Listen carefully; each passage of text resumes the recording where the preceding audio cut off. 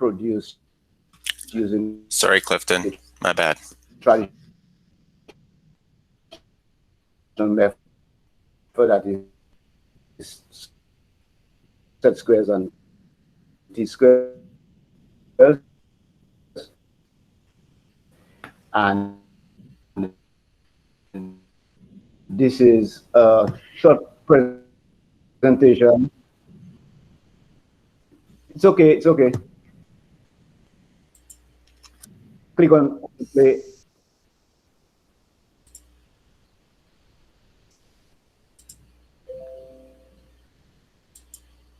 First for point, that video. It's a short make presentation. ortho on, then put the length, close it, then select. Excellent. You could move to the next slide, Perfect. sir. Henry, move to the next slide, please. Wow. Something is not, my system is not working right. Sorry, my apologies. That's okay. That's a really good start. That's a really good start. I did also hit record in the middle of this for the meet. Well done, Clifton. I really appreciate that. That's wonderful. I did hit record in the middle of your speech there, which caused, I think, a little bit of lag in the midst of that. So I apologize for that. I should have hit record earlier. No problem. All right. Who's up next here?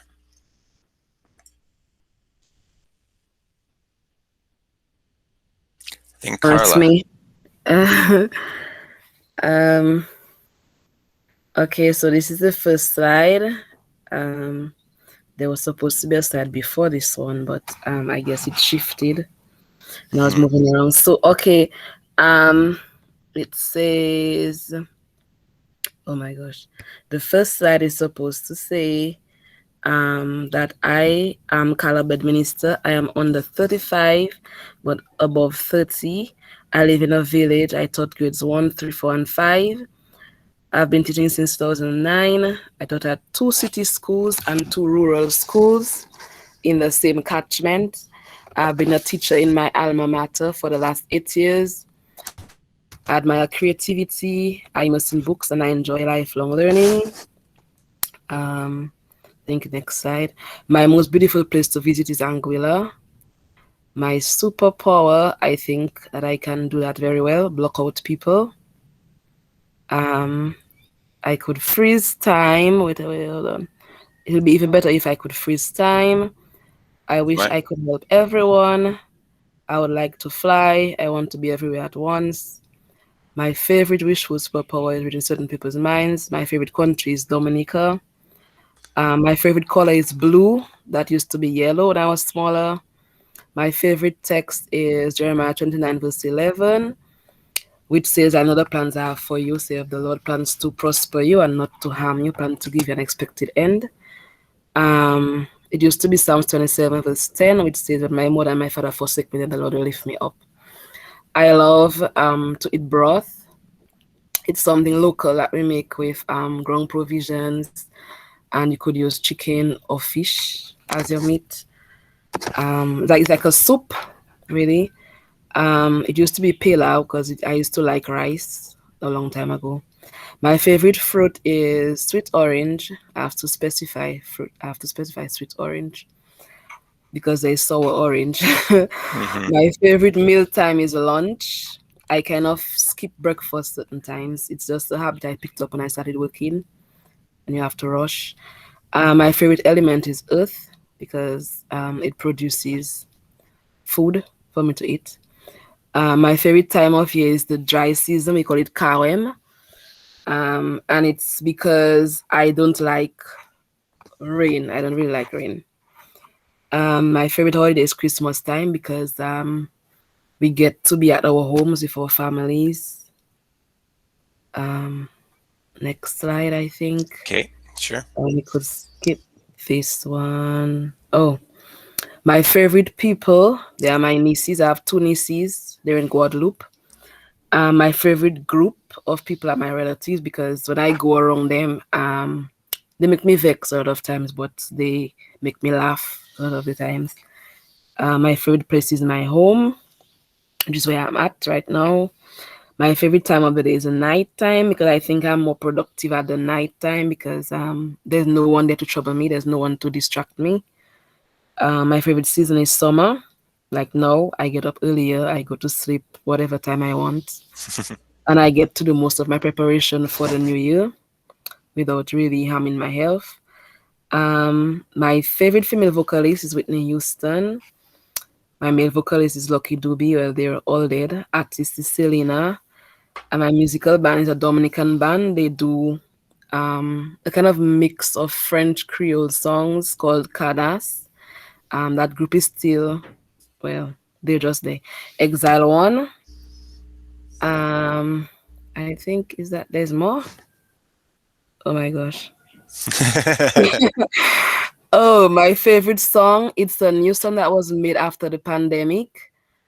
What should I say during the pandemic by a Dominican artist, Mikel Anderson. It's One World. My favorite snack, I ended up liking this snack. It's new on the market. Soldanza. It's salted plantain chips. My favorite movie is Django. I looked at it during the pandemic. It's about slavery and that kind of thing. My favorite quote is, "If God brings you to it, He'll bring you through it." And I use WhatsApp a lot, so it's become my favorite social media platform. I can block it out and ignore whatever I want. My favorite web browser, I ended up finding out about that late because I used to leave my computer on and then it used to crash. So Opera kind of saves everything all your tabs without you actually trying to save them, without Wakelet or anything. My favorite subject is English language. I do not know why, but it's my favorite. I would just say, well, my favorite subject at school that I studied because we never had the chance to study any local dialect at school. It's just because Dominica's language is officially English, so that's what I was taught. I just love languages, so that was the first one I was officially taught. This other link, the slide, it brings you to another slide where I share more information. So this is not important. It's all important. Thank you. That was an excellent presentation. Yeah. Thank you very much. Good job. Yeah. We won't go through this one entirely, that's for sure. Let's just go back to this other one. But thank you. Yeah. Wonderful. Okay. Here we go. Yes, excellent. Next up. Brilliant. Henry, I think I made an error. There was supposed to be a link, but I don't know what happened. Yeah. In here somewhere? Yeah, I don't know. No, that's somebody else. Or it did not copy for some reason, because there's supposed to be a number of slides and I'm only seeing this one. I don't know what happened.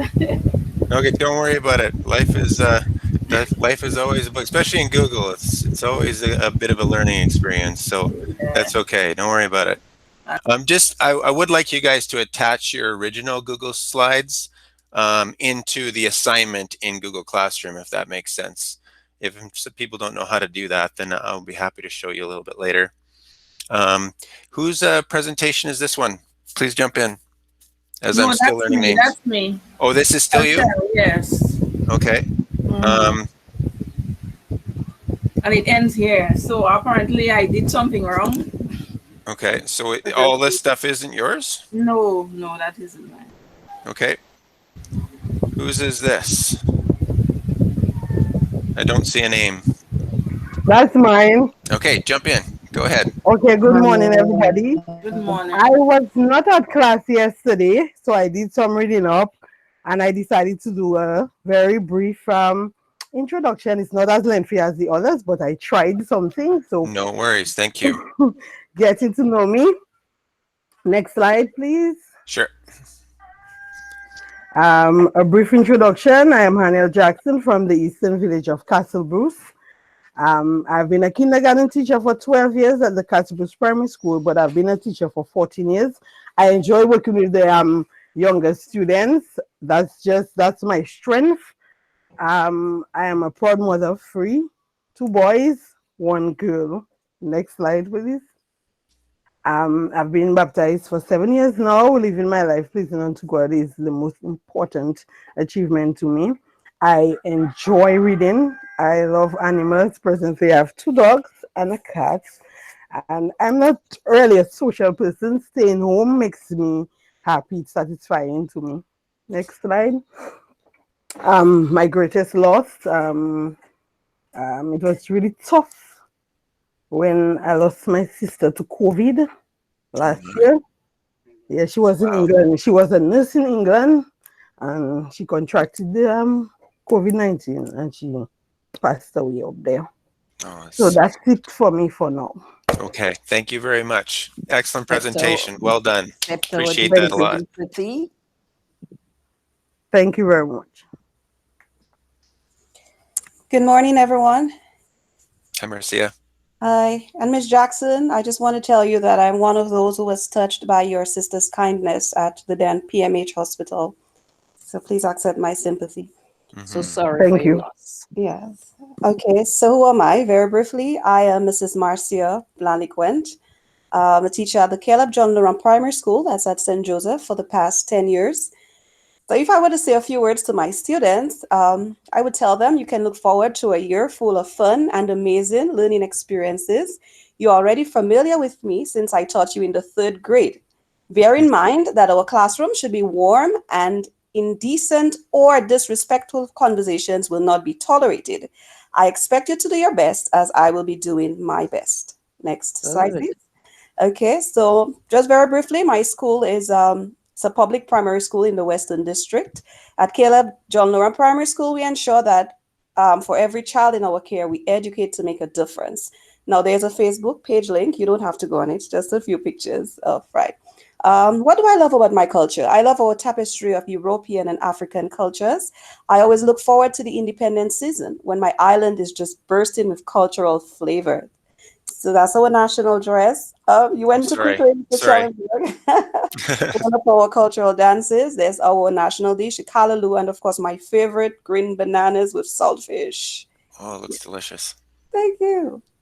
I And had that this morning, Carla. Massive. yes. Yeah. Ah, now you have my mouth watering. I'm salivating. Oh, An amazing place I have visited in Dominica. It was a tough hike, one that I will never repeat, but it was worth it. That's to the boiling lake. Okay. Wow. Yeah, 6 It's beautiful. hours. Wow. On my way back, I actually cried for my mommy. I was like, oh, this is hard. So that's the end of I my would love to do that hike. I'm serious. I you love would, hiking. you would enjoy it. You Yes. went to the boiling lake. You're good. Yes. Wow. Ah, It's that- on my bucket list. One of those on my bucket list. oh, okay. Hmm. It's Yeah. worth Thank it, you. though. It's worth it. Okay, bless day all. Thank you very much. Good You're job. welcome. Thank you. Miss Okay, Rushford. good morning. Hi, so Hi. my slide is basically short, it's not as long. So it starts off getting to know Ms. Osford by Ms. Osford. So my name is Miss K. Osford and I teach at the Federal Secondary School. This is a picture of me at last year's graduation. Next slide, please. This is me and a student. My school is the only secondary school in the south of the island. We house many students from surrounding villages, and the students are mostly elegant, pleasant, and easy to teach in its own respect. Next, please.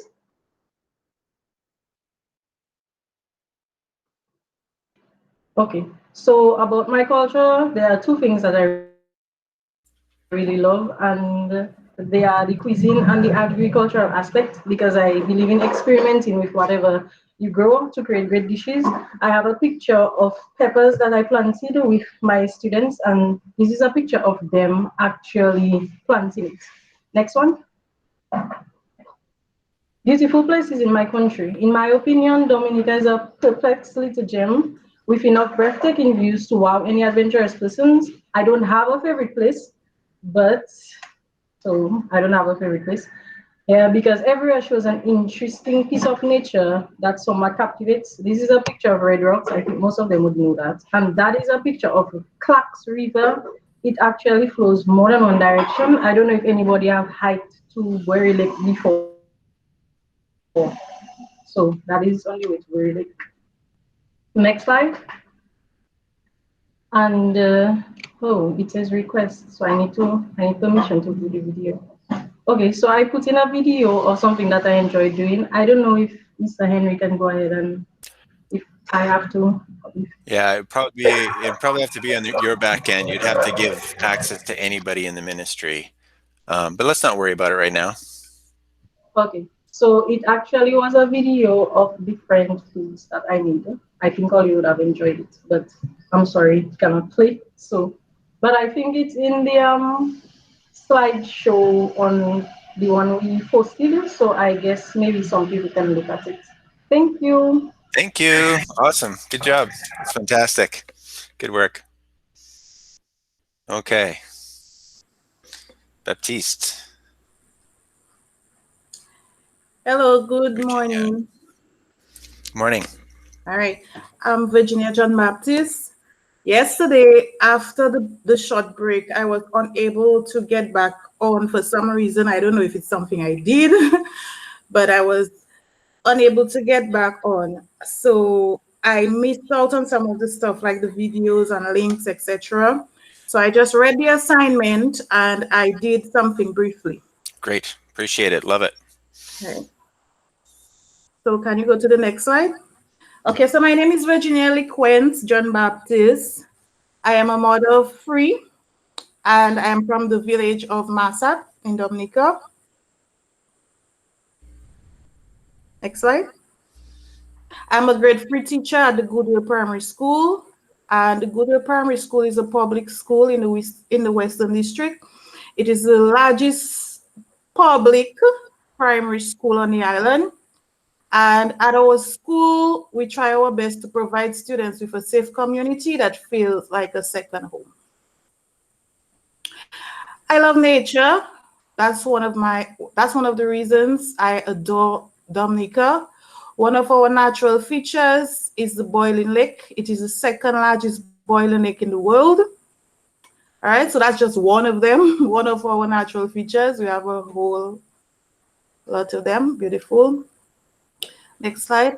Dominica's culture has been influenced by different cultures. We therefore have a mixture of languages, and that is one thing I appreciate. And these include English, which is our main language, Creole Patois, which is broken French, the Carib language, and Khoikhoi, which is spoken by a few communities in the Northeast region.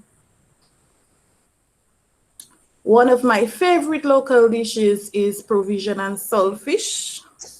Looks delicious. Yes. And I am not a very social person, so what I enjoy the most, is staying home and spending time with my children. Excellent.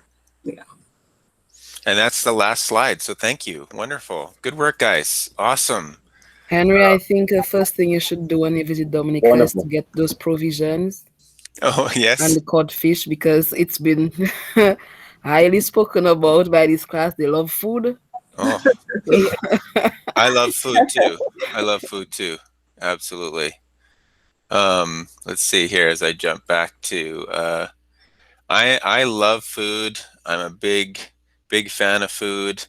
I think probably my favorite food dish right now would be butter chicken. I don't know if you guys have ever had butter chicken before, but I am a big fan of that. I grew up Low German Mennonite, actually, which basically means a lot of meat, a lot of potatoes. That's how I grew up. And I actually started hating potatoes. But then somewhere, I think I was about 25 years old and an adult. And finally somebody said, you got to have some butter chicken, and tried it. And I fell in love instantly. But I love all kinds of food, no doubt about it. I'm really looking forward to the opportunity to come visit your island. It looks beautiful. And I've heard a lot of good things, that's for sure. Thank you for your presentations. That's fantastic.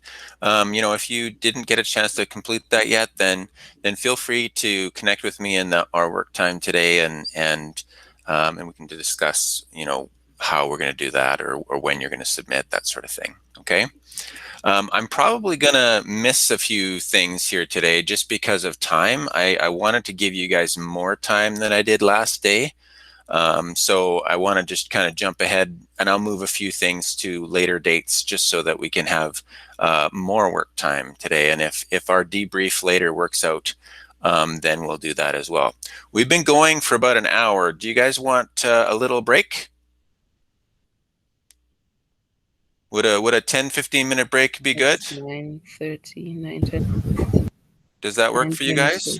Yes, Sure. that'll be Okay. Thank fine. you. How much time do you guys want? 15 minutes, 20 minutes, 10 minutes? 15 is good. 15 is good? Okay, how about we meet back here in 15 minutes, and I'll just leave this meet open, and we'll talk soon, okay?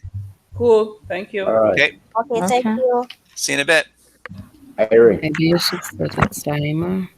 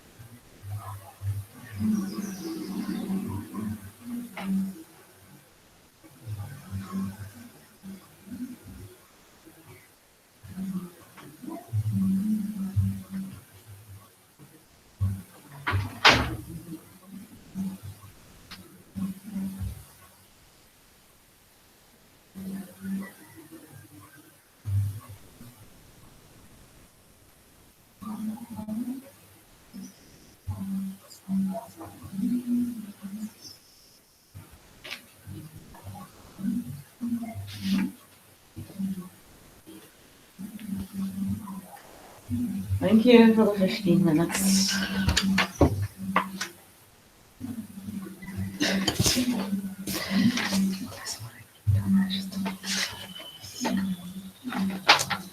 Miss Winston, you can mute your mic.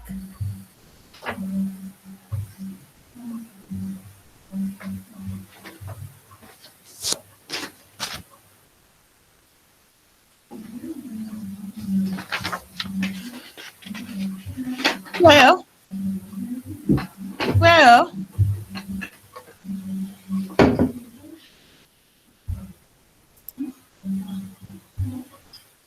Miss Winston, can you mute your mic?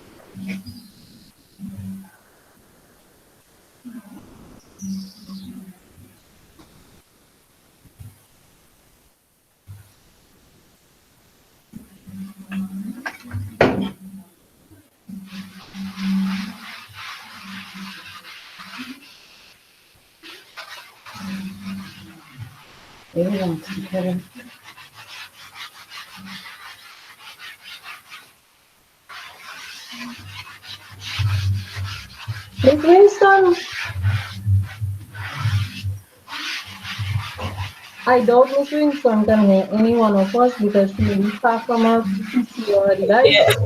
Mister Henry need to mute her. I'm trying to get her number to call her, but I'm not getting through. Somebody might have to call her.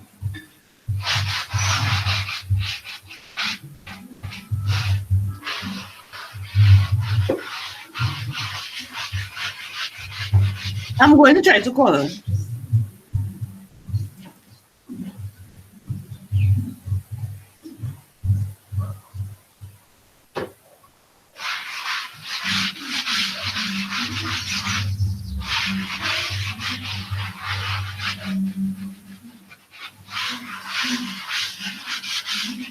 Mr. Henry, can you mute Miss Claire Winston's mic, please?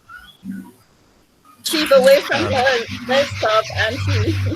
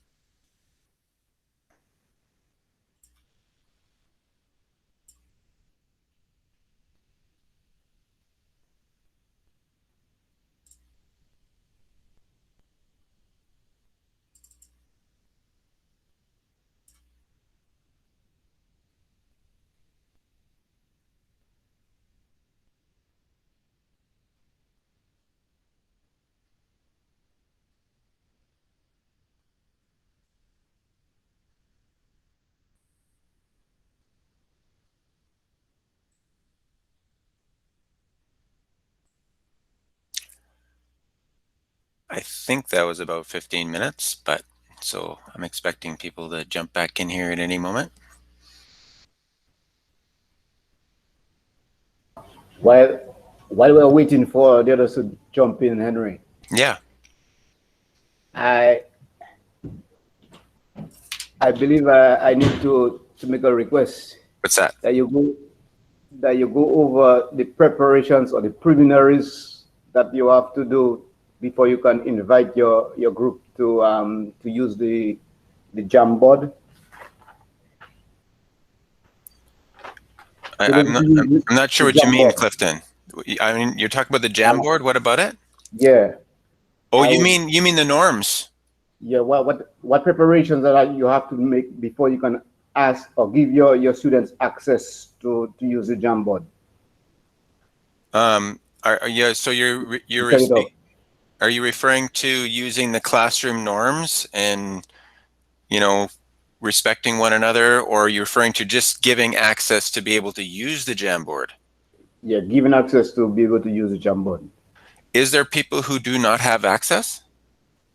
No, I'm not sure what preliminaries that you have to do.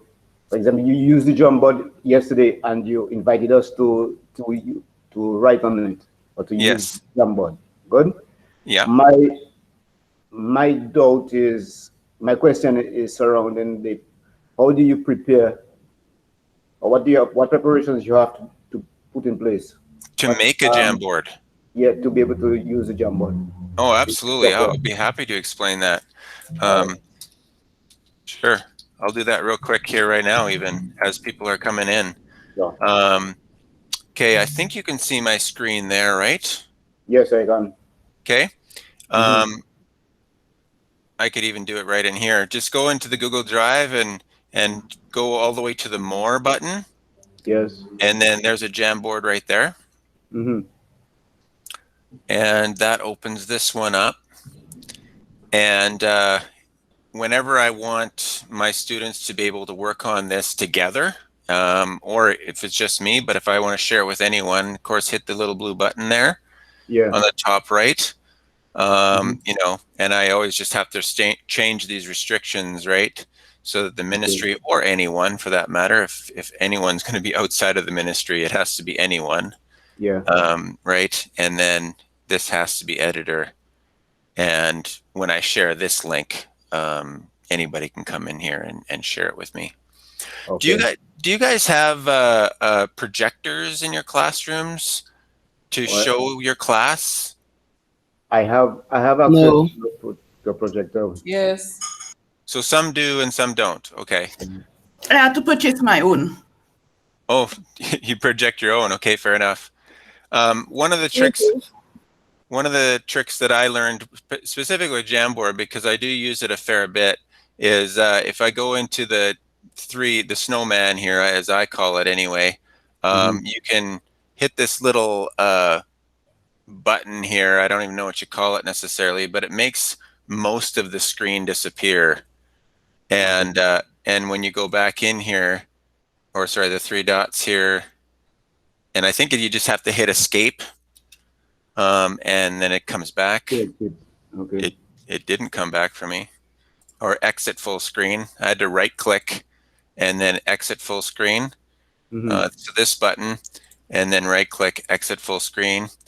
The other thing I often do is I end up making this stuff get smaller, right? Okay. And then I hit that, and then it makes it a lot bigger and easier for students to see, especially when I'm projecting like this online. So those are my two tricks that work for me really well. Is that helpful? Yes, my bro. Thanks again. All right. I'm ready to get going. Hopefully everybody is in here. I want to essentially get us going on Google Sites. Okay. And this is basically your Google's way for you to be able to make a website. There's a lot of uses for this. There's been some updates on how this functions in the last few years. I tried it 10 years ago and I didn't like it at all. And I stopped using them completely. But since the updates, they're a lot easier to use. Kids can figure this out very easily. You know, I find, you know, I'm not sure how it would be in Dominica. Maybe you guys could explain that one to me, but our students are very tech savvy. And if it's easy to use, they'll just jump in and just figure it out. And I think you're going to find for most of it, you're going to be able to do that as well here. But some of the potential uses for the Google Sites is you could create a class website. You could even have the students have, certain students have permission there and they could run it for you, creating class websites, taking pictures, videos, posting them on the class website. From a, you know, privacy perspective, as long as it's within the ministry, it's allowed. They would just not be able to make it public. I think you as a teacher would still have to own it. But they would have editing rights to it. That way you can control such things. You can certainly do projects and reports presented there. I'm a big believer in digital portfolios. Just reading some of your guys' comments.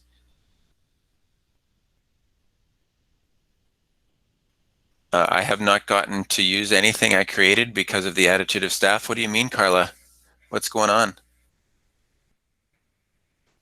Oh, well, whenever I attempt to use the Chromebooks also for my children, although we have a schedule, the staff, it's like as if they don't want them to be used. And it's like they don't want to use technology at all in the classroom. So they give all this negative feedback to the children as, oh, they always want to use computers, oh, they always own the computers. It's as if they alone have to use the computers, kind of negativity. And so the children keep complaining to me. So then for this year, I just left the computers in the office. And I told the children we're not going to do anything on computer, we're not going to use anything again. And then the children started complaining, oh, miss, the other classes using them, we're going to use them. I said, well, let's leave it for the other classes. You know, if you have your thing at your home and you can use that at your home, then go ahead and use it at your home. So those who never have access at their home never got to do anything or to improve their skill or anything because of the environment that the kind of feedback that we have been receiving. So and that feedback is coming from the leadership? Carla? Yeah, from the staff, security, really, the top of the people. So I just leave things be. So if I understand you correctly, you're saying that some teachers are encouraged to do so and some are not. Yeah, or some, let me see, some are willing to use technology while others are not. So then those who are not willing, they would make comments and then nothing is being done. So I just leave. I just work on my own and just leave people. I believe this is an isolated case scenario because this is a different situation with me. We are all exposed to the equipment available, and we get all our students exposed as much as possible. Right. I don't think it's an isolated case. I think it's some staff is unwilling to change the way that they've taught. Right. For a number of years. For a number of years, it's been talk and chalk, and some staff not willing to accept that times are changing, and for students to learn, they have to meet them at their level. And right now, we're teaching technology-inclined students, so we have to use technology to reach them. Because I had the same problem at school as well, not in terms of struggling to get the devices, because I made my children work with their own devices. But in terms of, Miss Regis, you're using too much technology in the classroom and parents are complaining that you're sending too much stuff on Google Classroom and blah, blah, blah. That kind of thing, rather than the students not having access to the technology. Right. So what's the answer in your guys' context? You guys are the experts. How do we move this forward? I just continue doing what I was doing anyway. Yeah, because but in my case, the children do not have devices, so the only ones they have available are the ones that are at the school, and it was specifically ordered for the children for the school because of that same problem that parents did not have devices. So we went through a whole lot of issues just to get them at the school and to get them set up and everything. And then when now that they are here, it's like they are being refused access to the thing. Right now it really doesn't even make sense because we hardly have a router working. So the time that the routers were all working, all the devices were there and they were not allowed to, they were not being encouraged or not allowed to use it. So I just leave things be, and whenever they are ready to allow them to use it, they'll allow them to use it. So I cannot tell them to bring anything in because they do not have. What I can do is try to encourage the parents to see if they get some relatives or whoever to buy these things for the children so that they would have their own, at least they can use whenever they get access to internet. Right. Carla, do you find the pushback is then from the parents, from the teachers, or from the ministry, or all three? I think the resistance is from the teachers because they are the ones making the comments. Right. And being kind of hostile towards the children that they have the computers. So I don't think the parents have an issue with it because the children, they complain that the textbooks are heavy and that they have to carry the books long distances to walk to school, or that they have to be buying the books all the time, changing the books and all kind of different things. And some people don't have the information that they need. So I don't think the parents would mind if they have the thing, as long as they can maybe monitor how the children are using it and make sure they are being supervised. Especially while they're at school, they have a teacher, they have an NEP worker to supervise them. So I don't think the issue is with the ministry or with the parents. But Miss, have you tried bringing up that issue with at the staff meeting? Have you tried that? Yes, well, when these things are spoken about, people just what do they call that? When you just throw it out or whatever, they dismissive. Yeah, that is the attitude I'm getting. This dismissive attitude of, children have to learn to work on their own, children have to learn to use their books, children have to do this, children have to do that. And so. Because I find that is not beneficial to the students in the age of technology. Excuse me, Mr. Henry. Yeah, I agree. I think this is the way the world is moving. It's definitely helpful for education, but I agree that it's like how you have to start having conversations about this, and perhaps even finding fellow colleagues, even if they're not in the same school, who are like-minded to kind of support one another in the midst of it. And I think too, when colleagues start seeing kids enjoying learning and using the technology well, eventually they have to be won over because it definitely makes learning a lot more fun for kids and a lot more learning happens, right? And plus, as an adult, I mean, it opens the world to all kinds of learning once you're computer literate and able to use them well, right? It definitely opens doors. Anyway, thanks for bringing that up. That's a really important conversation, that's for sure. Jumping forward into what I'm doing here, I think for me personally, one of the biggest things that I use Google Sites for is digital portfolios. I want to make student work visible. The old-fashioned way might have been putting things up on the wall, putting student work up on the wall, and I still do that. When students create good work, I want them to be able to be shown, and so I still do things like that. But my digital version of that is, a website, and it's very easy for kids to use. Thank you there, Joan, for sharing your website. You've already convinced me you know how to use this. That's fantastic. I'm going to kind of be jumping in here.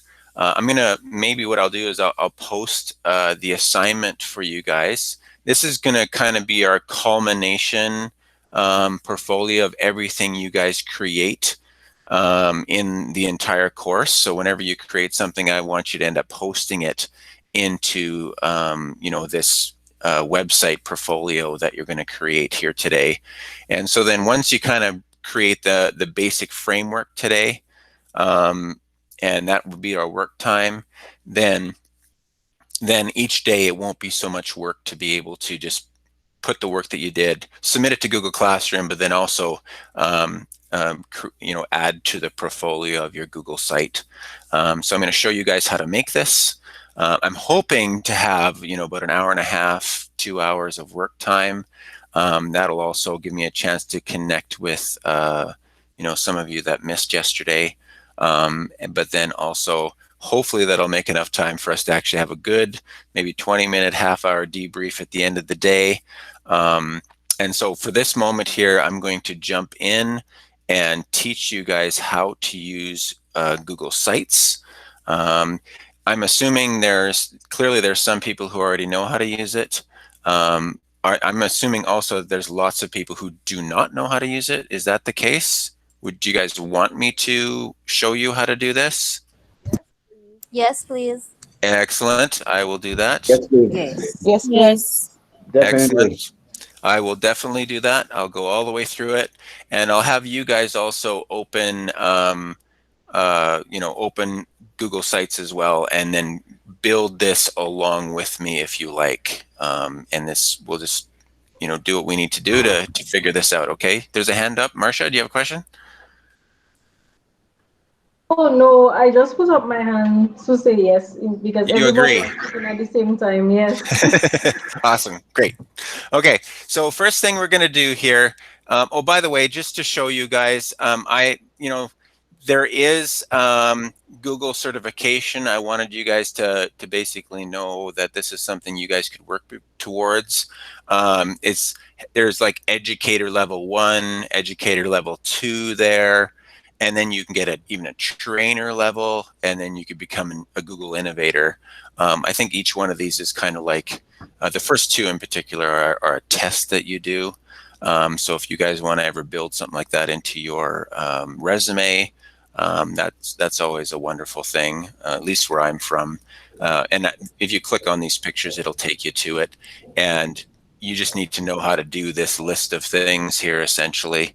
And if you know how, and by the end of today, you're hopefully going to know that. Get started with Google Sites. Google has a lot of support for people who want to learn. So if you click on this, it'll take you to the website where you can watch videos and all kinds of stuff, even though I've attached some videos here as well for you guys to watch through. Okay. And then, so that's that training site here.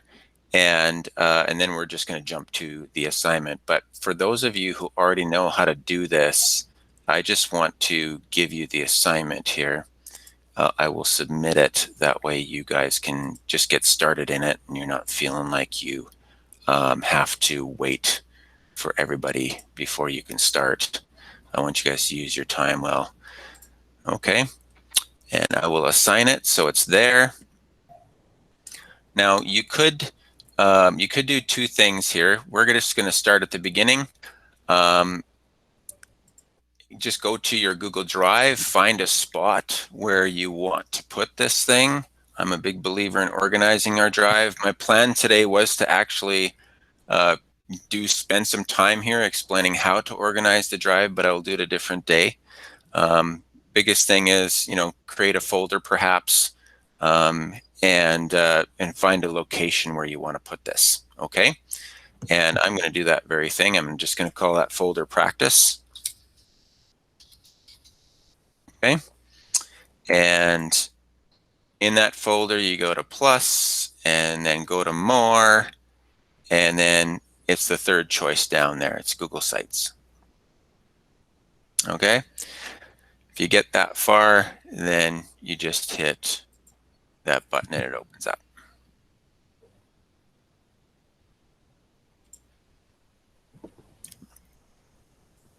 Again, I can't see what you guys are doing, so if I'm going too fast, please just turn on your mic and just ask me to stop. Feel free to name your site. I'm just going to call it practice for me.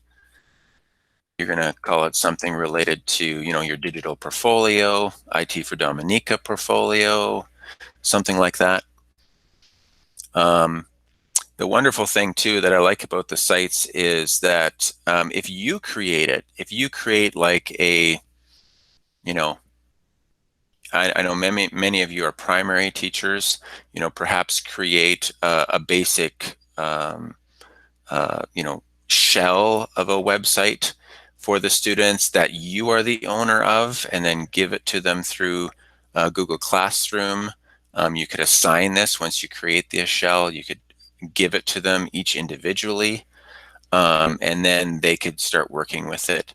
And then at the end of the year or end of a semester or end of a report card or however that gets organized in Dominica, students can literally show their parents a website of all their work, that kind of thing. Or they could do during report card time and parent-teacher interviews, you could have the students sitting beside their parents showing them the work they did throughout the term, which can be a wonderful thing, kind of a celebration of learning. That's what we call it here in Canada. Anyway, so have we gotten this far? Are we good? Okay, because this is our main, we're good? Okay, so we're gonna notice on the right-hand side here, we have insert, pages, and themes. This is probably where you're gonna spend most of your time. This is basically your first landing page. You may wanna call this your, digital portfolio. Okay. You can change the image here. I'm going to try and just select an image. You may not want to use anything here. You may want to actually, find something by a URL. If you find a picture online, you can just copy the URL there. You could just search it here. Maybe, perhaps I want something from Dominica in the background. Oh, there's a beautiful flag. How about that? I can put that in the background. Okay, something like that is fantastic. And then just noticing some of the buttons across the top here. Whenever you make any mistake you don't like, you always have an undo button. We love that. And a redo. Sometimes you press it too many times and you have to go back and redo it. This one here is the preview button.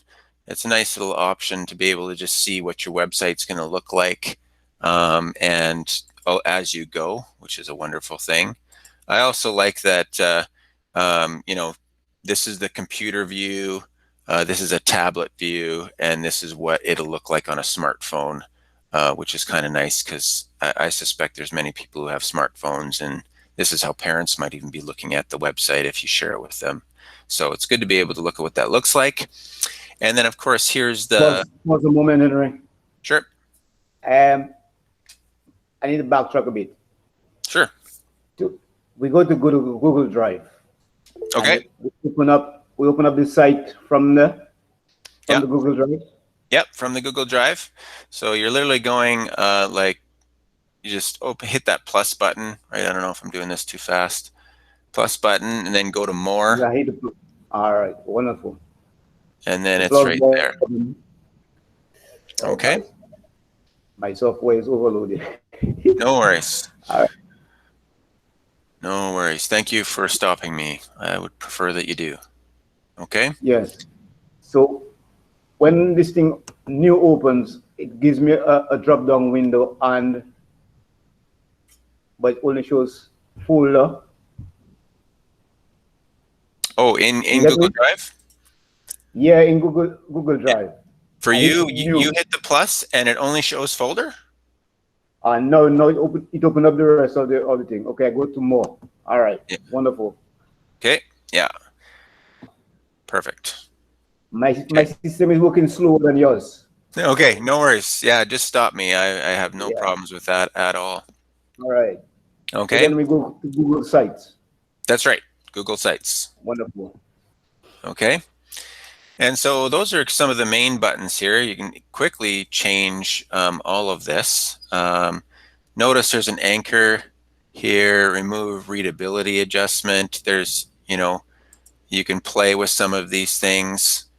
You can move, I think, the anchor image around. I don't really want to do that per se, but you're welcome to play with that. You can change the header types if you want to. And Excuse me, yep, Henry. yep. I am not seeing the plus button in the Google Drive. I'm You're not not. seeing that plus button you're To talking about. your left, yeah. Oh, to your oh, left, okay. left hand side. Yeah. Okay, all right. Okay. Yes, thank you. No, thank you for stopping me. I have no desire to go faster than you guys are able to go. Okay. Yeah, I'm a big believer in Google of just pressing buttons and see what's happened, right? Like, just go in there, start playing. You know, you always have an undo button. Mr. Henry, Yep. excuse me. I'm trying to insert a photo from the web. Yep. When I go to image, where do I go again? So if this is the background image I want, like, because I'm in here, you can go just change image. Like I've already put one here, so you just go select image, unless you have an image Will on it your take you to the internet, to the web Yes, page? that's Internet? right. When I do that, I go insert image. The first one's gallery view. Those are the ones that are directly related to Google Sites. But if I go over to search, then I can do a search directly from the web, right? Okay. Maybe, oh, I think I spelled that wrong. Okay. And then maybe I'll change it to another color or another picture. Right? And then you just select. But of course, through that, you could also choose Google Drive, pictures. You have a lot of choices there. You got Google Drive here. If you had a picture on your drive, that would work too. There's also shared drives. Other people might have shared something with you, shared with me, you know, all that kind of stuff. All those places in your Google Drive you can look. And of course, by URL, I often do by URL, which basically means if I you know found a picture this way, I found a picture this way and used images, right? And perhaps, oh, this is a beautiful picture right here. Let's say I really wanted this picture. I would just right click, or on a Chromebook, it's a 2-finger tap. And I would say, you know, copy link address, right? I often do this. I'd go copy link address. Okay. And then I go back in here and then go by URL. And then you just paste that in there. Oh, well, this one, it didn't work. So, but this search definitely does work. But that's what I mean by using the URL. Okay. Everybody good? Okay, everybody got a good picture in the background there? Okay, for now. Looking for pictures. Okay, yeah, you're looking for pictures? Okay, sounds good. I set up mine already. Okay, wonderful.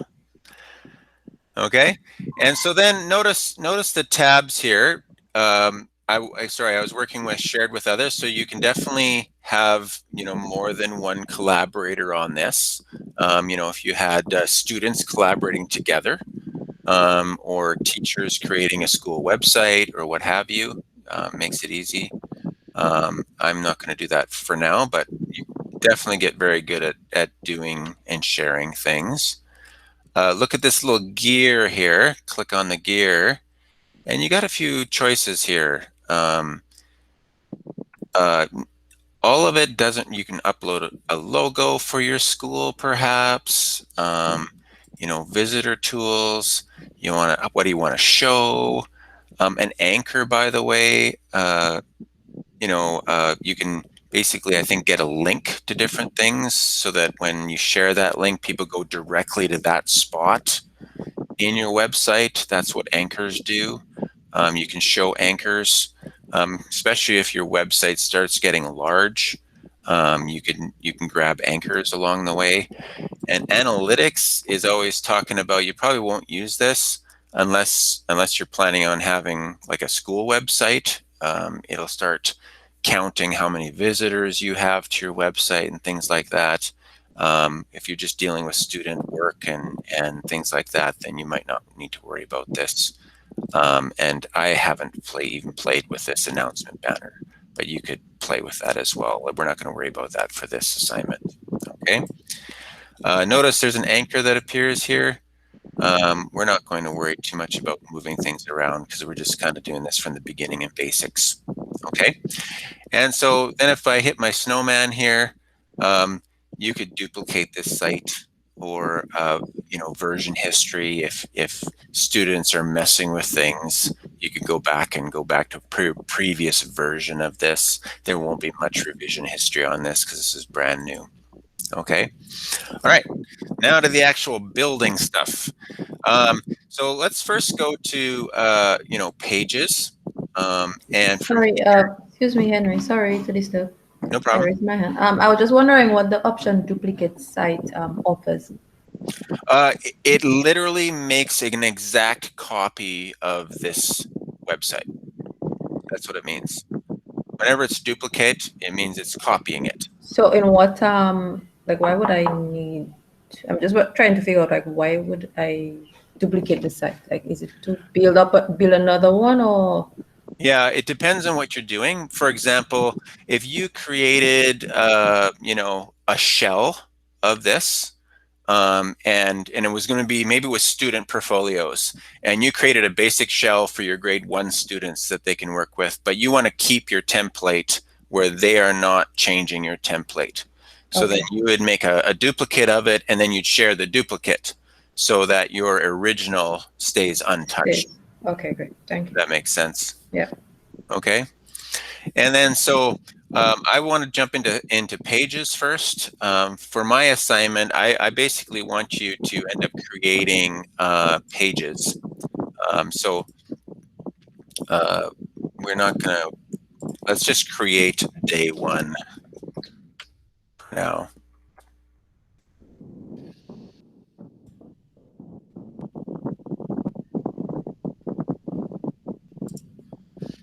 Now you can do this 2 ways. This is up to you guys. This is making this be a main page, or you can have this be a sub page. So if you know my snowman here beside the home, hopefully you can see it on your screen there. If you click on this, you can add a sub page to a page. So I'm going to show this to you both ways. Okay. Notice how the first time I did it, it was just day 1, right? But I could do it as a sub page. So this just really depends on how you want to see it. And let's take a quick preview of what this looks like, okay, on a computer. So at this point, I have my choices coming on the top. Notice a sub page only shows up when I hover over the home, okay? And otherwise, day 1 would appear right beside. Does that make sense? The difference between a sub page and a main page. So you decide which way you want that to be. Do you want that to be, and this is your website, so your portfolio site, how do you want that to look? Okay. All right. And of course, you can create as many as you wanted here. I could add another sub page, and this might be my day 2. Oh, I didn't want it to be a sub page of page 1. I want it to be a sub page of the main page. Okay. And then you could build your pages out this way. Henry, or the sub page is a duplicate of the site? That's the other thing you're going to do. I was just about to say that. If you spent a little bit of time on page 1 building it out, and then you wanted to kind of use that shell for the next one, for example, let's jump into inserting something in this day 1 page. And let's say I'm just going to use this one here. And perhaps look at the choices I have. I could upload an image. I could select an image, probably from the web. I could go to Google Drive and insert things from Google Drive. Like almost anything that's in your Google Drive will load up here, even a file. You could get a YouTube video. You could put a calendar, and this calendar feature might be wonderful to have on your homepage, so that people can see a calendar right off the bat, or a map. So it depends on what you want your page to be. So our day one was all about. Say again.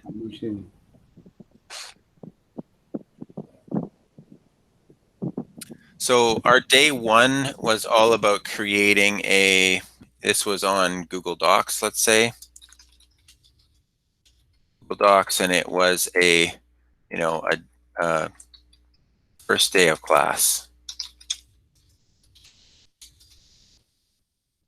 assignment, perhaps. Because you guys are building a portfolio for me, that was our first day. You could write some text about that assignment here. I teach at Trinity Christian School in Calgary, Alberta, Canada. And you can decide how you build that out. So I might actually go here and then go find in my Google Drive that actual assignment. It ends up appearing on the right-hand side. I'm just going to pick anything here just for the point of showing you how this works. I'll say insert, and then that PowerPoint appears here. For you guys, that would be some kind of PowerPoint as well, if you wanted to do it that way. Okay, and then look at the different options you have, and I even suggest that you actually play with it. Just click the next one and see what you get. And you go, oh, I get the options to go side by side. If you don't like it, just hit this little trash can, or there's a duplicate button. And of course, you can always change different settings or what it might look like. And you can play with all these choices, right? And you can always undo if you don't like it, right? That's the beauty of this, right? You can have it look like this, however you want to organize it, right? And you can put whatever you want in each one of these. When you hit the plus sign, you have lots of choices of what you put in, okay? All right, I'm going to just get rid of that, and maybe even just like literally try them all. Why not, right? See what this looks like. To me, I'm kind of see Google as a chance to play, because you can always undo. So whatever you want this to look like is what it can look like. And so this one might be more for like pictures. If you wanted 4 pictures of Dominica, or you could have 4 student assignments along the way, or however you'd want that to appear. They give you lots of choices. Okay. And then some other things you got down here. You could have collapsible text. And so let's try this out. Right.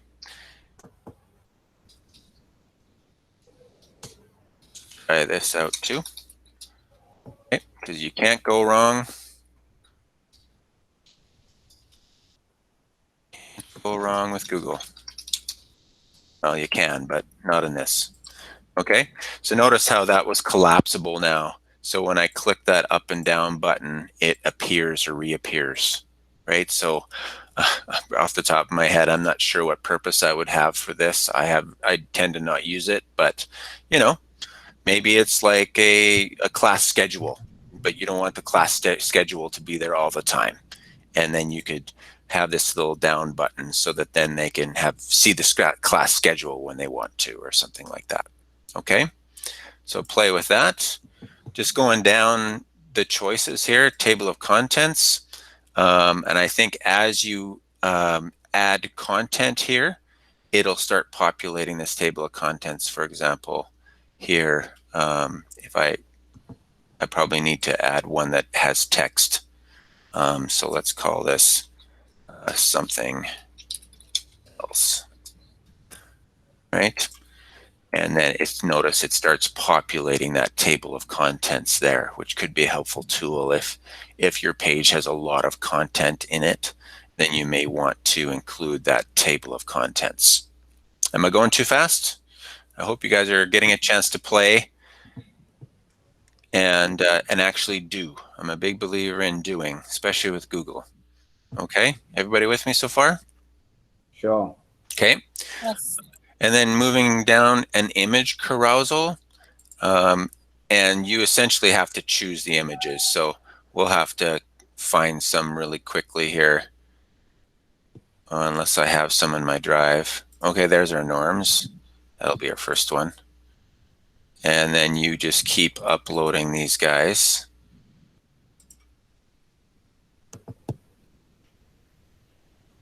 There's your Dominica picture. Maybe I'll just pick 3 here.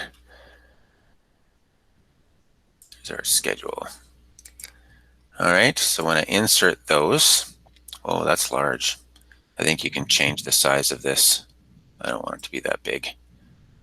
And then drag it wider, you know, however you want this to be.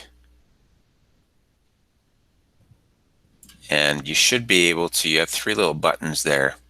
I'm gonna have to go to preview to see how it's actually gonna work. And then you should have these 3 little buttons here, and then you can just look through the pictures, which is kind of fun, right? Does that make sense? That's a carousal. And it's just based on pictures. Go ahead and give that a shot. Does it seem pretty easy so far? Something so. Yeah, Yeah, some yes. kind of. Yep, good. You can't go wrong. I just need to play around it and then I'll get it. Yeah. It's just something you play around with. And pretty soon you got it figured out. Okay? I did notice the carousal did not come into the table of contents at the top. That's kind of interesting. I wonder if there's a way for me to give it a title. Oh, I can. I could probably give it a title. I just clicked over here and hit the T. If you guys saw that. I got some choices of what I could put in the empty space here, essentially. So, you know, upload from your computer. You can put an embed code. Do you remember when we were talking about that embed code from Google Slides? You could put in an embed code and your slide would appear here, but you can do it easily enough from the drive here as well. And I don't know, maybe I'll throw some text in here. From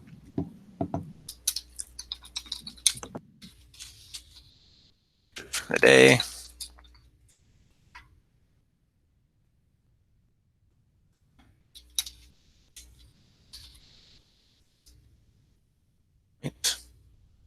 And yeah, and the words in the table of contents don't appear for carousal, even if you put text in there. So I'm not sure. Just be aware of it, I guess. I don't actually use buttons a whole lot because I end up always just using, you know, just using, you know, the buttons that appear across the top. So I think,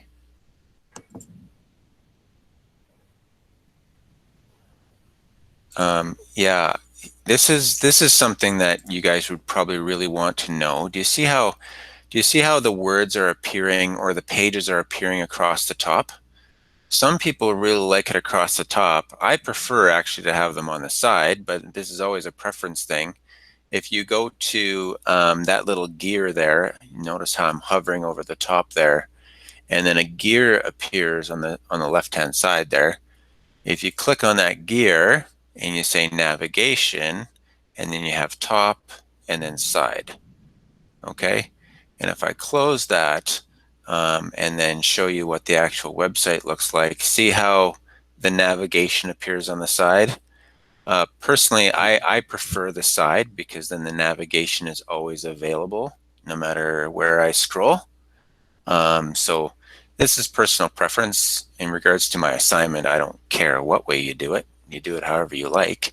But that is how you make it go on the side, essentially. Does everyone got that?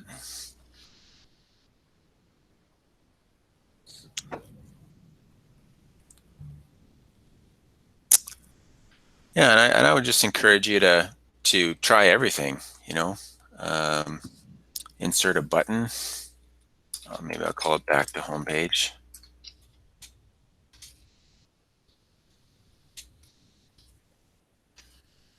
and then I would need a link to that home page. Of course, you could also put a link to somewhere out in the web as well if you wanted to. But for now, properties, okay. sub page. So there's my button, and it's probably not going to work until I actually use it as a website. And there's my back to home button there. And sure enough, that takes me back to home. And you can create buttons to take you anywhere on the web if you want to. So you would just grab a URL from somewhere.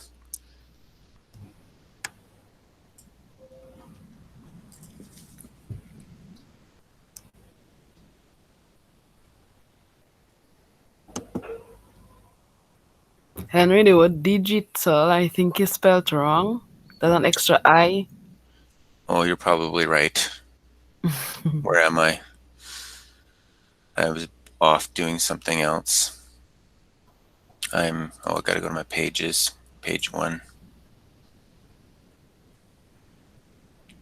Where did I misspell digits? In the header. I think it's on the home page. Yeah.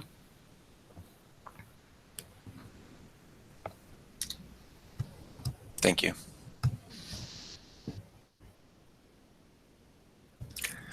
And so I recommend what you do is you create your day 1 page, get a main idea and kind of a skeleton of what you want it generally to look like, so that you can upload your things and then duplicate them, right? So if our day 1 is written, maybe I want it to look like this.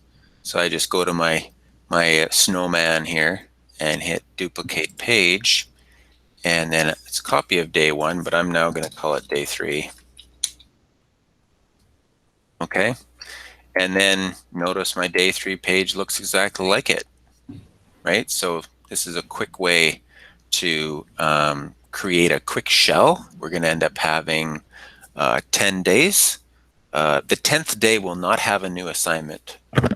It'll kind of be our catch-up page and me helping you finish everything up kind of thing. But then you just build this out and have at least 9 of these. They tend to have anything new. All right. It's looking pretty simple.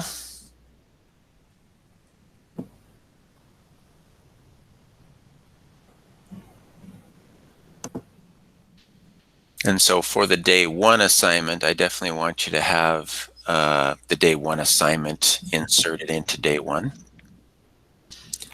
Do we embed it in the? Yeah. Slide? Yeah, you should embed it kind of like I did this main picture here, or this is a slideshow too, right? I could probably delete this, right? Hit delete.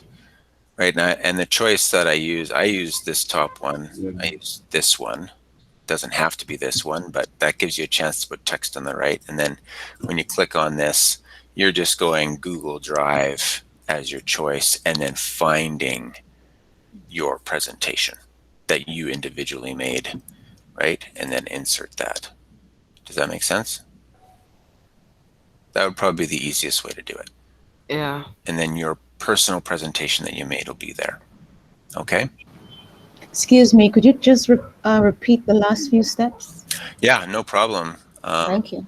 Yeah, I just included this layout one, the first one on the left, and that's what this layout is. And so just double click. That's you end up doing. Then you get some choices. And what I did was I just hit Google Drive here, because you end up you had created your day 1 assignment as a Google slide, and this is 1, but you're going to obviously choose your assignment, and then you just choose it and hit insert, and then there it is. Now keep in mind, you can change the sizes of these things, which is kind of neat, because it'll just reorganize things automatically, which is a neat feature. Feel free to change and play with whatever to make it look the way you want it to. Okay. I don't really use divider a whole lot, but you might as well play with what it is. It literally puts a line in there. Add headings and they will appear in your table of content, but where?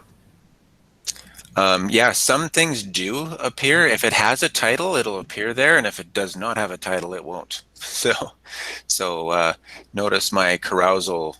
I even have words there, but it doesn't appear. But my first two do.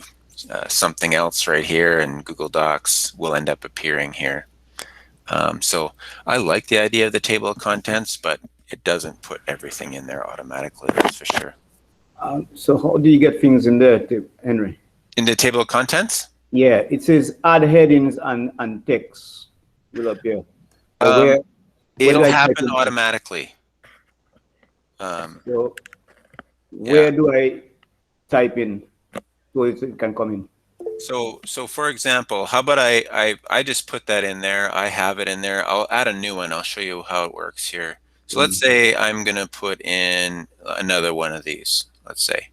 And as soon as I add the text here, I'm going to say, you know, showing how this works. As soon as I finish typing that, it puts it up here, right? Showing how this works. It just added it. Do you see how that works? Did I do it too fast? I didn't see that at all. Okay, let me do it again. Okay, I'll hit undo. All right. I click table of content.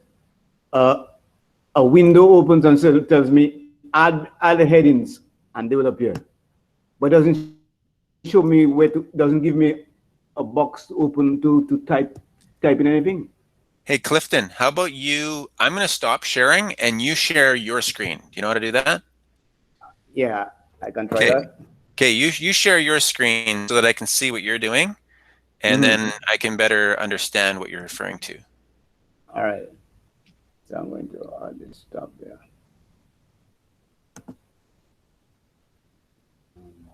What's this? Control.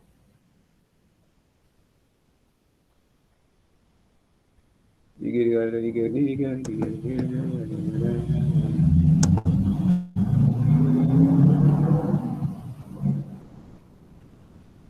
receiving my screen? Yep, it's coming up. There you go. I see it. Okay. All right. Did you type that? So this is no. I clicked table of content. I selected table of content, and this is what shows up. Just give me anything. Where do I type in anything? Yeah. So now let's go to insert and then just choose. Scroll higher on that. Yeah, that bar on the right hand side. Yeah, insert. Just scroll higher and pick one of those contents. Not on the main. Yeah. Just scroll a little higher. There. Go. Pick the first layout there. Click on it. Text box. Okay. Nope. Nope. Not that one. Now I see. Click on layouts, and the right below that. Not that one. Yeah, layouts. Okay. Click on that one. Yeah. Let me undo this. Yeah. All right. Then I go to choose a layout. Okay. I choose this layout. And now. Okay. Yep. And now click to edit text. Whatever you put in that click to edit text will become your table of contents. So type anything. Okay. Understood.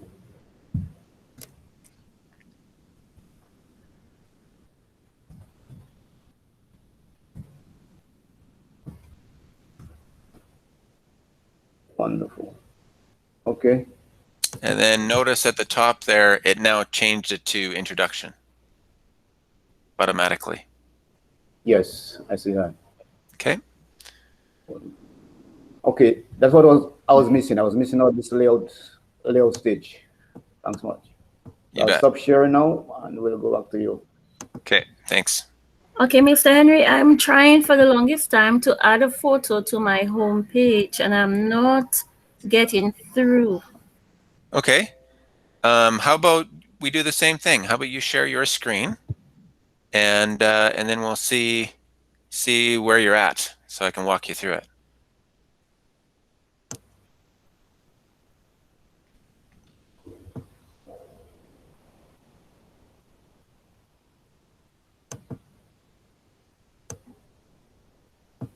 Do you know how to share your screen?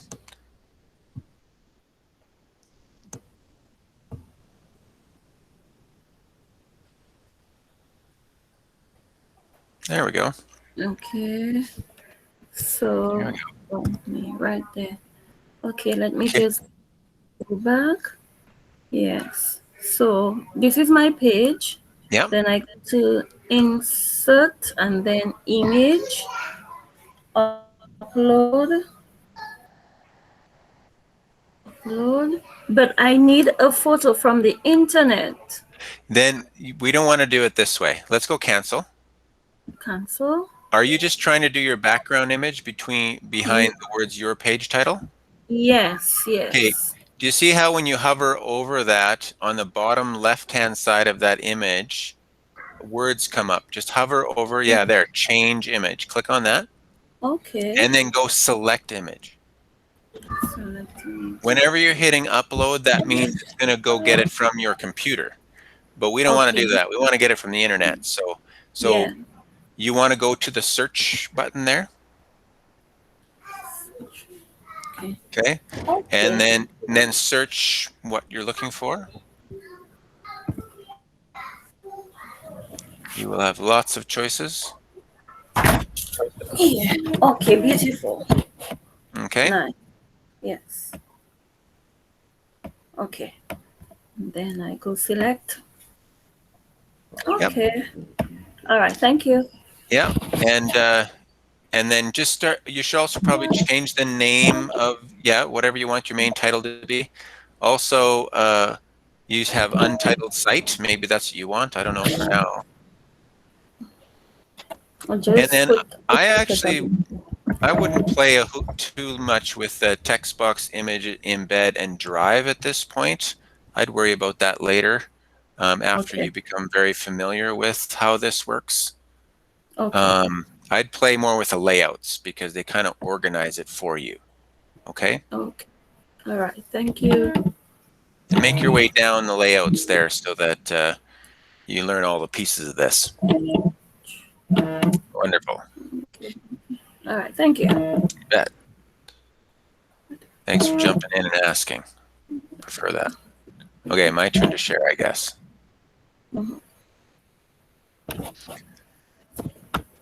Okay, so right below layouts here, I recommend you just start making your way down the bottom there and just play with each one of these. Oh, that sharing is not good yet. It's jumping. Maybe I'll stop moving. Oh, there we go. Okay, good.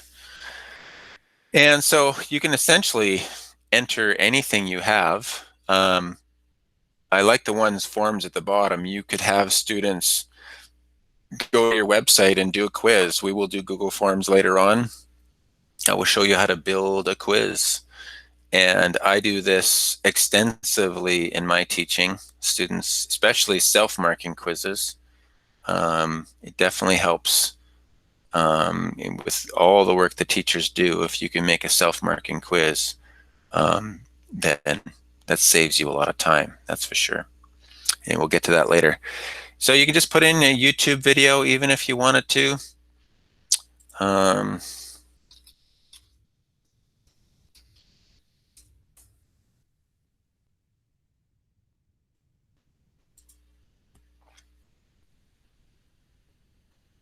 Right? See this text box here. No, it won't do it. Yeah, side by side, I can definitely click on it and then do a text box beside. Yeah, I have to double click, that's for sure. Okay.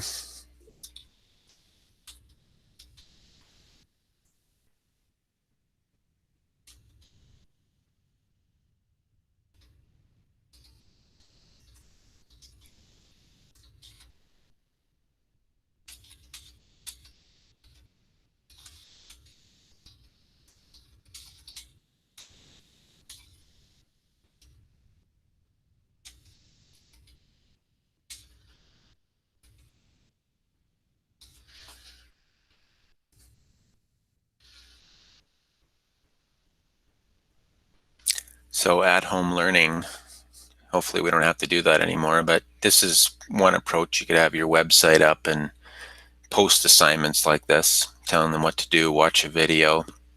You could be creating the video. We're going to try and touch on that on a later date on how to create your own videos.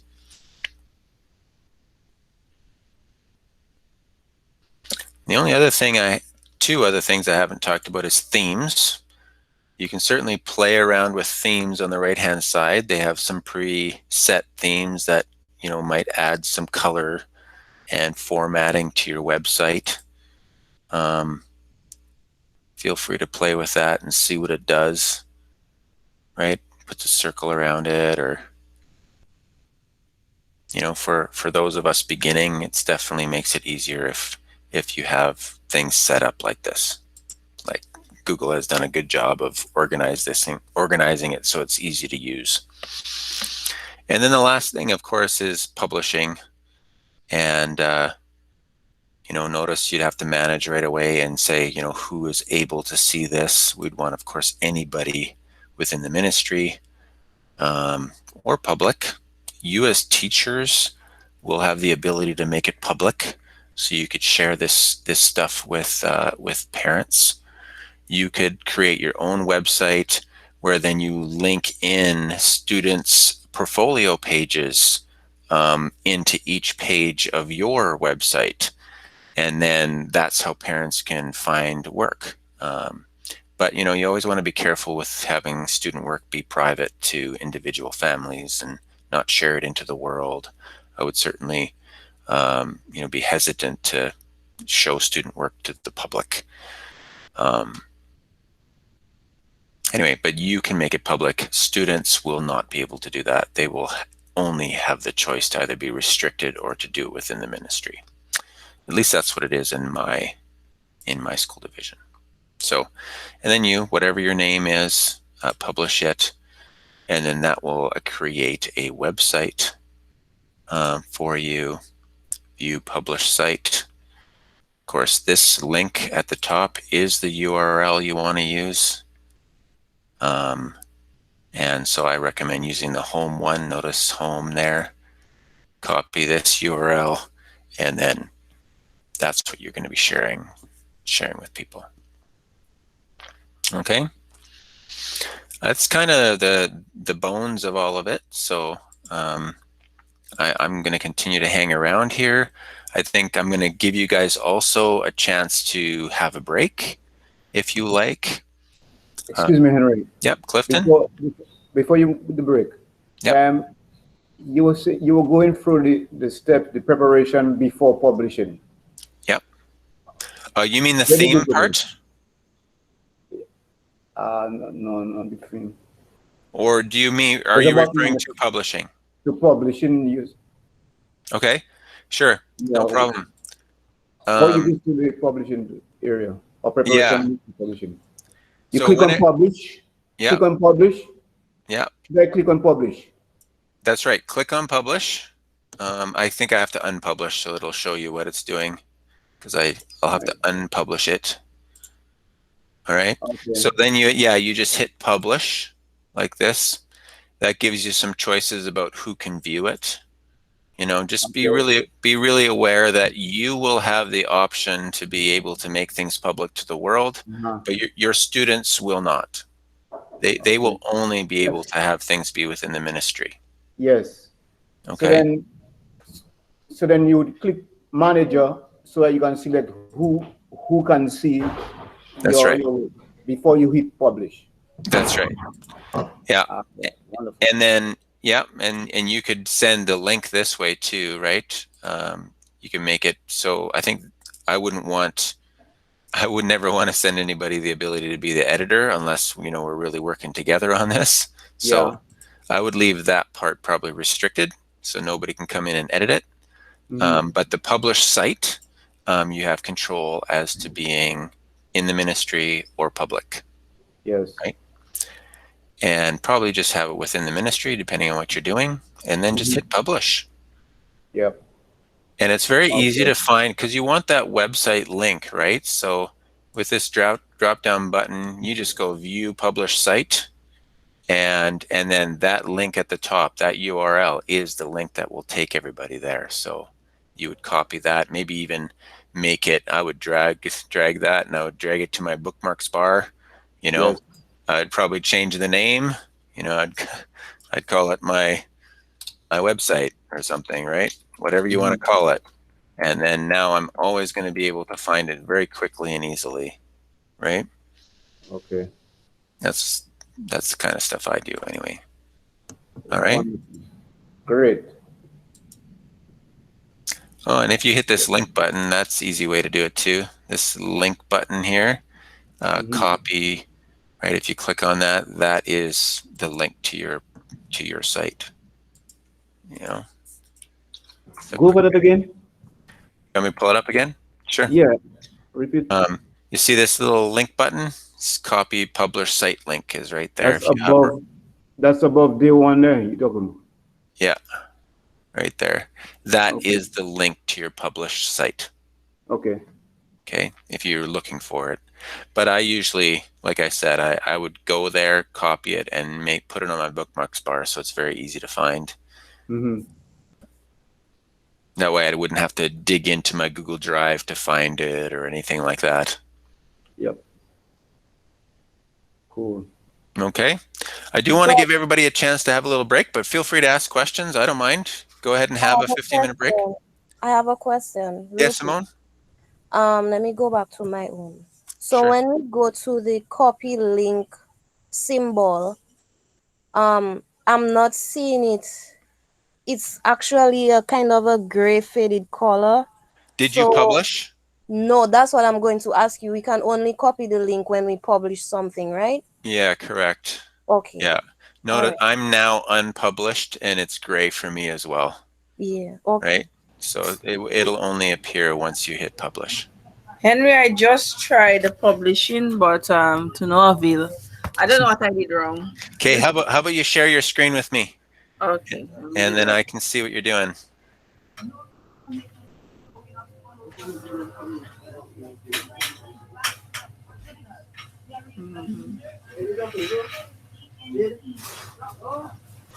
Okay. Tell me when you can see my screen, eh? Yeah, it's coming up. There we go. I can see it. All right. So let me show you what I did. I went and published, and this is what it You need to give it a name. You just hit cancel for a second. Okay. And the very top left-hand side, it's called My Google Site. Click on that. Give it a different name. Okay. Oh, I like your picture. That's a good picture. That's awesome. I love that. So good. Look at those smiles. That's fantastic. All right. Okay. Now you have a name, and then try that publish button again. Maybe just write social studies. Okay. I'm not sure why it's not copying it in there automatically. It did for me. So. Okay. All right. Just check the spelling there, but. Oh, I didn't check the spelling. How do I go back to check the spelling? Go to the drop down, the little down arrow beside publish. Yeah, click there, and go unpublish. Okay.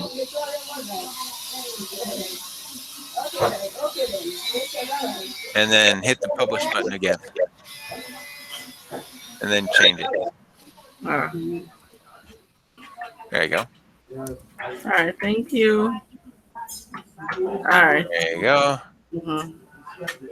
All right, and then now you notice your link it appears there. It's not grayed in anymore. Oh, I love that picture. That's a powerful picture on your front page. I love that. That's so good. So good. All right. Okay, you guys want to have a 15-minute break? You guys have been working a long time here. Maybe we'll meet back at like 9:05. Does that sound good? Maybe I'll write that in the text stream. Yeah, before you go, I have a quick question. Is there an option to send a message to a particular person on a Google Meet? Or must it be sent to everyone? Yeah, you guys are probably used to Zoom, aren't you? Yeah. Yeah. Zoom is like the Cadillac. It's the Ferrari of communication. Yeah. Google Meet is the free version, right? So so I Okay, apologize. so yeah, You that can't. option is not there. All Yeah. right. Don't. I agree with you. Oh wait. Did I? Yeah, thank you. Chantel, thank you. Yeah, just add 2 hours to that. Absolutely. Thank you. Appreciate it. Yeah, 11:05 Dominican time. Appreciate that. All right. Okay, I will see you guys back here in about 15 minutes, and I'll be happy to help you guys some more. Okay. Talk to you guys soon. Okay.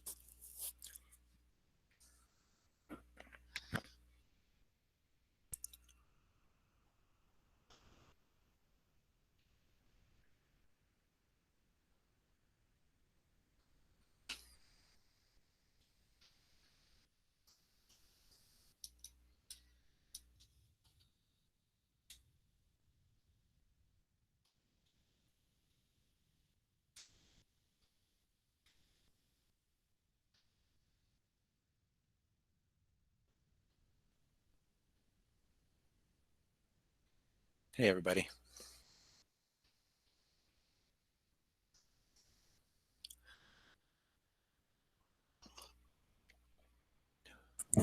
Hi. How you doing, Marcia? I'm fine, thank you. Is this going well? Is he making sense? Am I going too fast? No, it's fine. Okay, good. How you doing, Cinda? Talking to me. I'm doing okay. I'm still working my way around it. Actually, Oh. it's my second time doing that training, that course. But Okay. if I don't practice, I will never grasp it. So with practice, it will become better. Yeah, I usually find that at the beginning it feels like I'm walking through mud, right? Every step, seems very laborious. And then all of a sudden, you kind of come out of the mud and you're flying,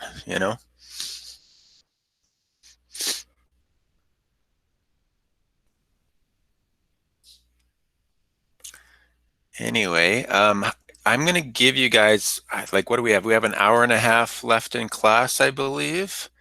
I want to give you guys at least another half an hour to work on this. Then I want to steal a little bit of your time back towards the end here. And then I want to give you guys your day. So, but I'm not entirely sure who's all really listening to me. So, so maybe when you jump back in here, say hello or something. I'm here. I know I got Hi. two. Hey. I'm there.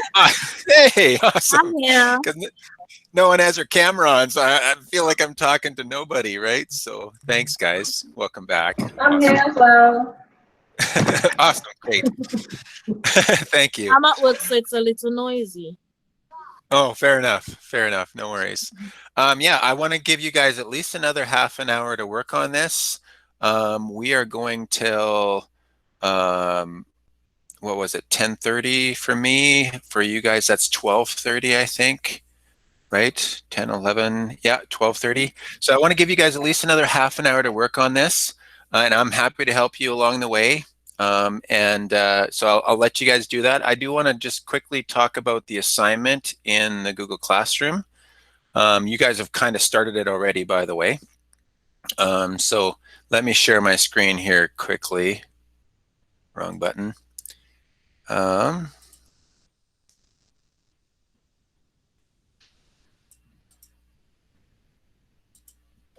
Just so that it's not confusing what we're doing, this is our day 2 assignment. So basically, this is going to be the thing I'm expecting you to be finished by the last day, which is I think the 23rd, if I'm not mistaken. Yeah, the 23rd.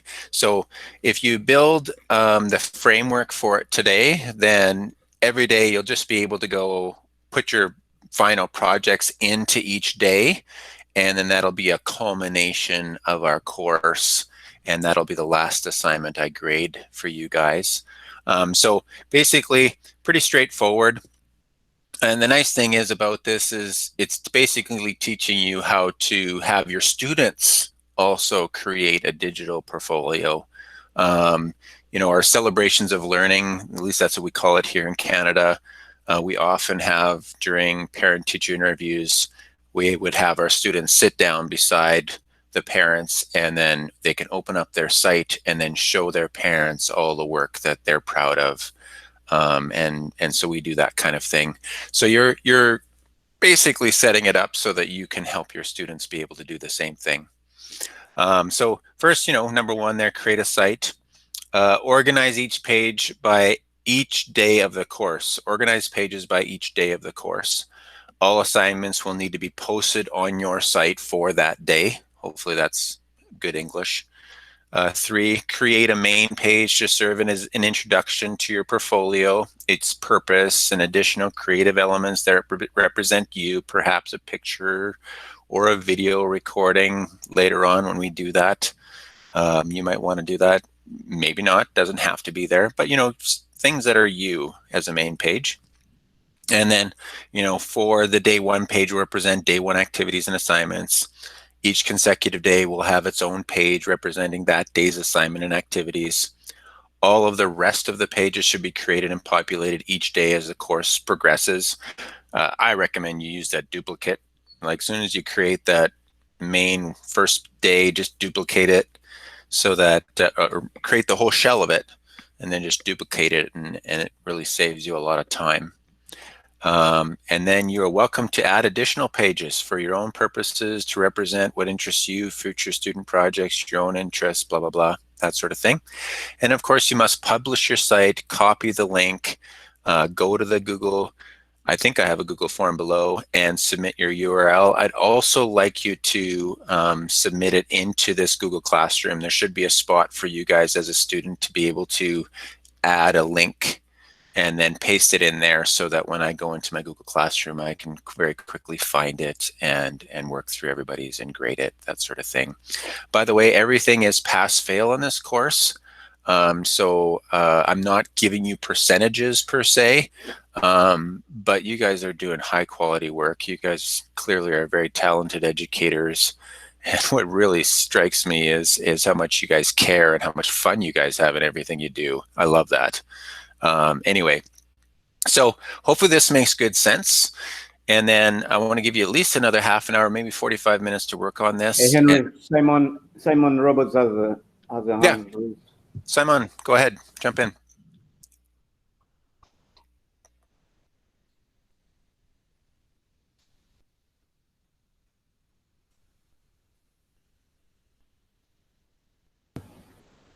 What? Oh, I think. Yes, sorry, I accidentally hung up the call. Instead, I pressed the mic. I pressed the phone. No worries. Go ahead.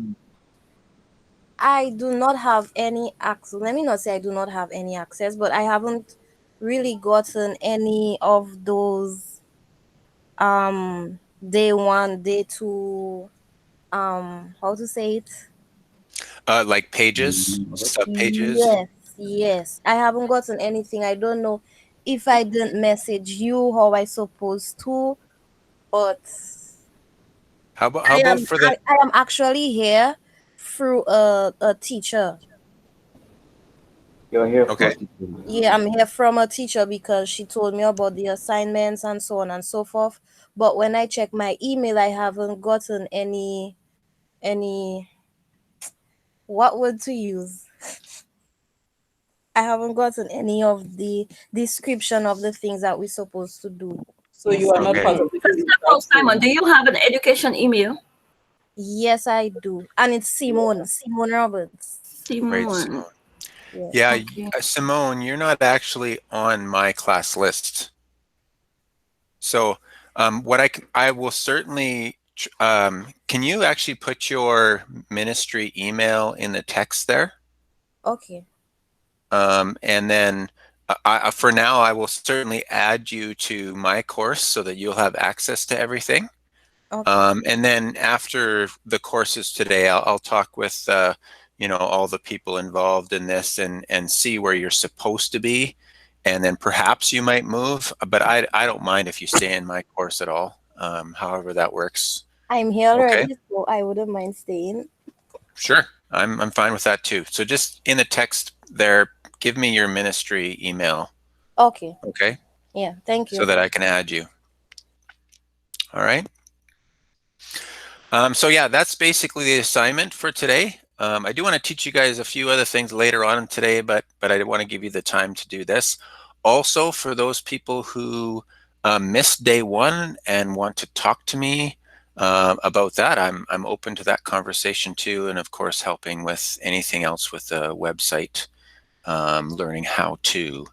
I'm more than happy to do that. So how about you guys start working on building this site here, and then about let's say 9:30, 9:40, somewhere in there. I'll call you guys all back in the sense that that I'll teach you a few more things and have a bit of a debrief and to kind of end our day, that sort of thing. Does that make sense? Makes It's sense. 40 Dominica time. Oh yeah, sorry, I keep looking at my time. Yes, just add 2 hours. Yes. All right. So about next half hour, 45 minutes. Okay. Okay, sir. All right. Excellent.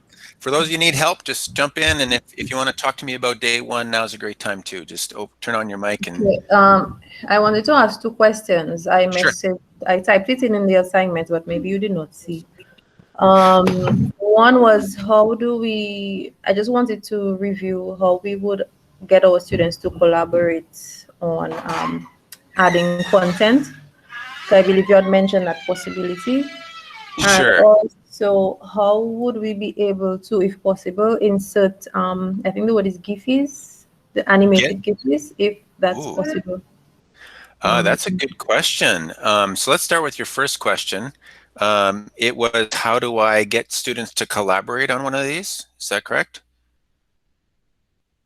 Yes. Okay. Do you see this little person with the plus sign there? I'm kind of hovering over him. Mm-hmm. Okay, click on that guy there. I'm assuming it's a guy. I don't really know. Okay. But students could, just write their name here, right? Okay. First off, I could quickly share mine with Carla here, but type whatever their ministry email is here and then choose them directly. This will also mean, for example, if I chose Carla here, I could write her a little message, right? And then she'll get it in her email box, right? Okay. And then she'll have access to it. That's one quick way. The other way, of course, is to just do the link method here, and then you could find a link that they could have access to. Might even be public or what have you. And then copy that link, right? All right, does that make sense? And then you would send that link to them, right? That's how you would collaborate. Okay. Okay, but so I would send them the link before I publish them. Yes. Well, yes, you would not have to publish. That's correct. By sharing it that way, they would have access to editing rights. Okay. So let's see here. If you want to watch me do it here, Carla, you're getting access to my website. It's really, hey. There. All right. And so now she's got an email, and now she's been added. She could literally jump on here and start building things with me, right? And I could always remove her as well. I notice she's an editor right now, but I could make it so that she would only have publish viewer as well. But I could also make her the owner, and I can remove her, right? If that makes sense. Okay. I can give ownership over. An animated GIF, that's a good question. I haven't played with that. Let's try. Let's look for something in Dominica. I'm going to find an image here. Look for a tool. Sometimes you just have to try it. What type? A GIF. We're going to try and find a GIF. And so let's see if we find a really nice one here. Maybe this is oh, there we go. It's a waving flag. How awesome is that? I'm suspecting that copying and pasting won't work. That's what my gut says. So I'm going to actually right-click on this and save image, right? So that it actually goes onto my computer, okay? So I just saved that somewhere. Go into my downloads folder here. You probably can't see that. I'm not sharing my entire window. I'm just downloading it now onto my computer. And I'm going back to my web page here. And now let's see if I add a picture here from my drive. Actually, I don't want it to be that. I want it to be, it can't be my drive. I have to upload it. So I have to upload because I downloaded it. There's my waving picture. Oh, there, I did it. Look at that. Just like that. Nice. Okay. So I think what you'll have to do is download it onto your computer. Okay. Okay. Got it. Did it make sense how I found it? It does, yes. Good. Thank you. Actually, I like that. That's a nice little, it's a nice, I like that a lot, actually. Let's see what that looks like on a real page. Ooh, that's pretty sweet. Good idea. GIFs are, I do a lot with GIFs, so.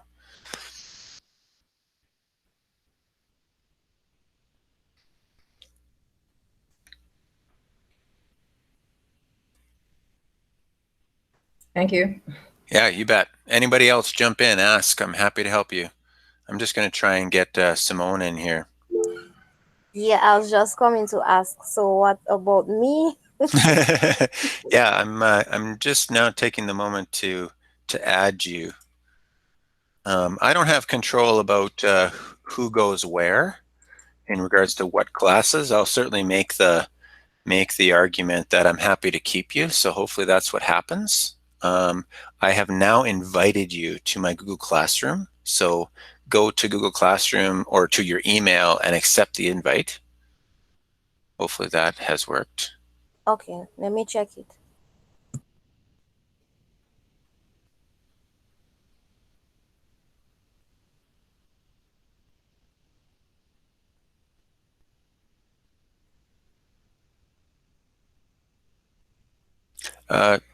Jeanette, please jump in. Yes. I was not here yesterday. Aha. I'm so glad you're here today. How you doing? I'm good. So I want to know what yesterday was like. We had a little bit of a recording video issue, so I do have the video now, and I'll eventually get it up there. But let's talk. Okay. Are you in the Google Classroom as well? Yes, I am. Okay, I'm just going to share that with you here right now. The first thing I shared on day one was this assignment, essentially. This one here that doesn't look like much, that's actually a link to my shared website for the class. And a lot of the resources I create, I'm sharing on that website. Okay, so you'd want to bookmark that so that you can find it easily. How do I bookmark it? Great question. I was hoping you were going to ask that. Let's say I click on this here and I go to the website, right? Actually, you know what? I need to share my screen in a different way.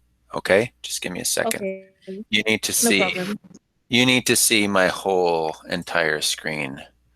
There we go. So you can see what buttons I'm pressing and all that sort of thing. I did a short tutorial on bookmarking. I'm a really big believer in bookmarking. It saves me a ton of time. If I was to show you my school ministry Chrome page, you'd be like, holy bookmarks. You'd be thinking that's a lot of bookmarks, right? So basically up here at the top, this is your bookmarks bar. And if you go to your snowman, at least that's what I call it. Maybe that's a Canadian thing. I don't know. What do you guys call it in Dominica? 3 dots. 3 dots. Okay, that's probably a better thing to call it. I call it snowman. Anyway, you go to the 3 dots and then go to bookmarks here and make sure it's on. Okay, show bookmarks bar. And then that, of course, is this bar right there. And then I'm on that website right now. So all you have to do is see that little lock there on the URL. I should look up what that stands for. Universal something locator. I forget what it actually is, but you know, the web address, right? Click that little lock there and just drag it onto your bar. Okay. That's one way to do it. And then I also, you know, are you on a Chromebook or are you on a PC? What kind of computer are you on? Chromebook.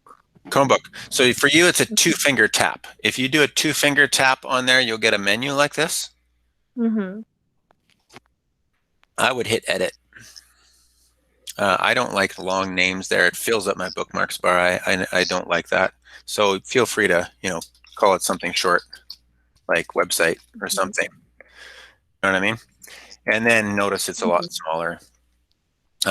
Very quickly, I'll just explain to you too. If you right click on the bookmarks bar and then you can say something like add folder. I do this all the time. I do this folders within folders within folders, right? So that's why I end up having I use my bookmark bar all the time. And so then you can basically create a folder wherever you want. You know, I'll create it inside my folder within a folder, give it a name, right? And then you can organize your links essentially, right? Okay. Okay. I'm a big believer. So I put that inside math. Notice I have math, unit 1, links. So folders within folders within folders. So it just helps you organize and make it easier for you to get to where you want to go. Okay. Right? Because website links are getting so long that you never want to type anything, right? At least I don't. So I think you should bookmark that. So just jumping back to Google Classroom, you know, you're welcome to bookmark anything you want, but this is the slideshow that I used on day 1, right there. And then we already used this. We won't be using this again, but just make sure when you create this assignment in day 1, which is really just think of it like the assignment is on this little button right here, day 1 assignment here. Think of this like, you know, you're creating something for your students on day 1. You're introducing yourself, you're introducing your school, you know, maybe some of your expectations, your norms, what you want, you're setting up your year for your students essentially. I gave you a few ideas there. Part 1 is talking about working together with somebody else, but you might just want to, you know, do it by yourself at this point. And then link that Google slide back into you know, this Google Classroom assignment here. Okay, does that make sense? Yes. So at the beginning of the class, that's why some of the students were presenting what they did there. Okay? Okay. So when I do the assignment, the day 1 assignment, I include it to the portfolio we made today. Correct. That's right. So when you go in here, you're day 1 here, when you click on day 1, your home page here will kind of be a little bit of an introduction to yourself because it's your website, but don't go overboard. And then day 1, you would be inserting that PowerPoint here. That's correct. Or it's Google Slides. Sorry, I use those names interchangeably. It's meant to be a Google slide. Just spent so many years working with PowerPoints, and then Google came along, and then everything changed. Right? But then I still call it the same thing. Anyway, okay. Anyway, does that make sense? Hopefully that sets you up for success. Claire? Yes, it does. Yes. Could you explain how to do the linking? Linking back to the classroom site. I'm not sure how to do this. Oh, okay. How about you share your screen, and I'll walk you through it. Because I only see it from the teacher side, so it'll be easier if you share your screen, and then I can walk you through it. Which it's something I haven't done. So after we've done the Google slide presentation, how do you link it back into the classroom? Yes, you can do it even now, even before you're done, right? So let's just do it now. Okay. And then the nice thing is everybody will have a chance to see it too, right? So you just got to share your screen, and then I'll walk you through it. Okay.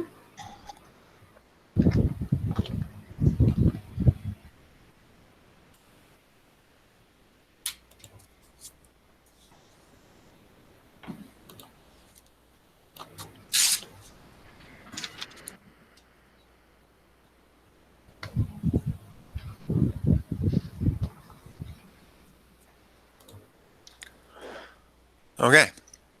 So you are, going to, I would go to classwork. You know, the tab across the top, stream, classwork, click on there. And then we're talking about the day 2 assignment, right? So click in there. Sorry, I'm speaking about the day 1 assignment. Sure. I missed yesterday. No problem. Click on day 1. Scroll down.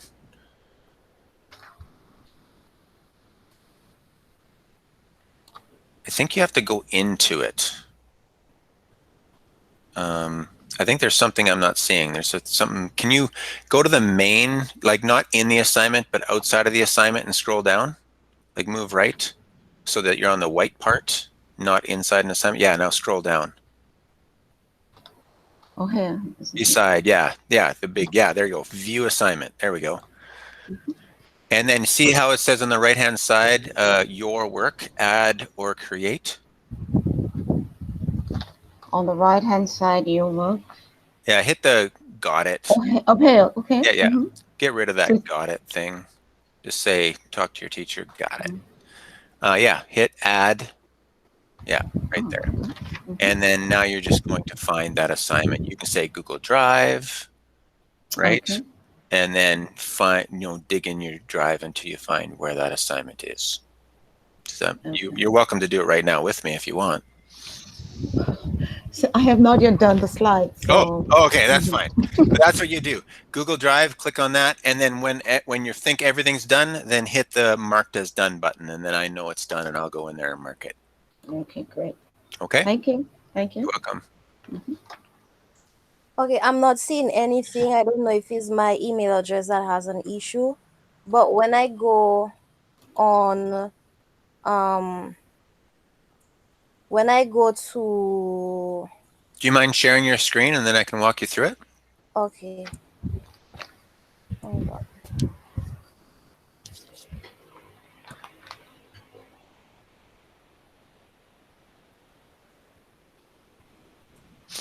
You can see? Not yet. Okay. It's a little rectangle with an arrow that's up. There's an up I'm not arrow go- with a rectangle. Miss Winston, you can mute your background, please. It had a little feedback. I didn't hear what you say now. The present button is the one at the bottom middle that has a rectangle with an arrow up in the middle. Yes, that's what I chose. It's not going through. It's telling me share your entire screen. Chrome wants to share the content of your screen with meet.google.com. Choose what you'd like to share. And then it's not showing anything Say else. the window. Say the window. It's not showing anything else. Really? Yeah, it's just showing in the bottom share cancel. Cancel is highlighted because that's the one I can select.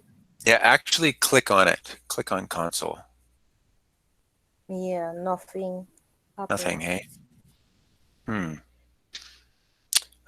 Maybe I'll share my screen. How does that sound? Well, Okay, so when I go on the side, it's showing me that for the SR, it's not capitalized. So I guess that's the only problem because I sent the email, but I had the SR capitalized. However, when I went on the how they call do you it, think, okay, do you think, because I literally copied it from the way you typed it into yeah. my, So let me do it again. I'm not going to put the capital letters. I'm just going to put it straight through. We can try okay, that again now, please. sure. Okay, thank you.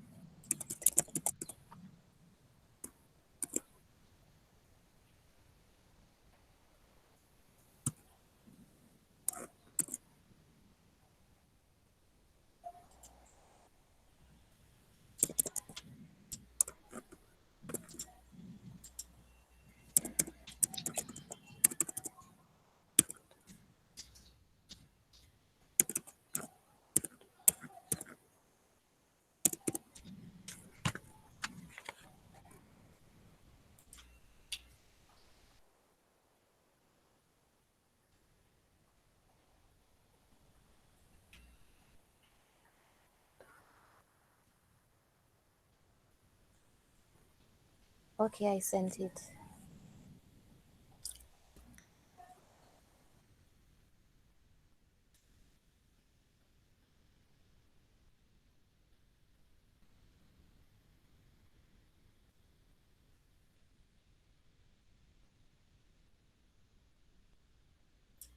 So you sent me an email? Is that what you did?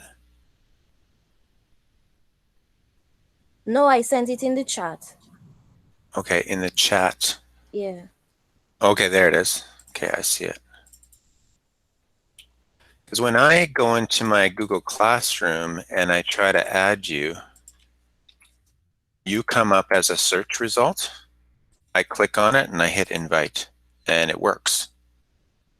So that should mean that you get an email in your ministry account. Yeah, you're there. Oh yeah, I guess it now.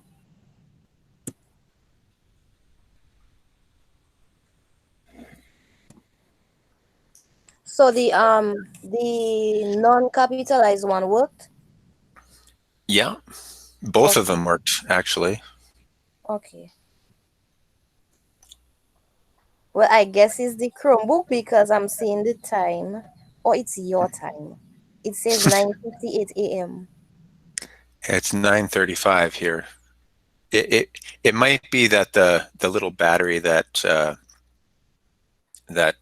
is a rechargeable battery inside the Chromebook that keeps the time even if it's off. That battery might be dead. Who knows? It might not be. Might Okay. not be keeping proper time. Okay. So now I can send my um my my You stuff need to to you. accept the invite, I think, Yeah, I because you're still. accepted it already. Maybe I'll try it. I'm seeing day one, day two, the stuff you sent. You sent good morning stuff, Good. everything. I'm just trying to make sure I see you. Okay. So the link that we have for our own sites, that's where we have to send the link, right? Yes. Okay, perfect. Okay. Do you see my screen, Simone? Yeah, I can see it. See, you are here. So that one worked. This one did not. I don't know why. So do you see the difference? Yes, I don't know One why. of them you're in, one of them you're not. So anyway, I'm going to get rid of this one and I can see that you're in. So great. Yes. Mm-hmm. Okay. Yeah, thank you. All right. Okay. If anybody else needs help, please jump in. I'm happy to help.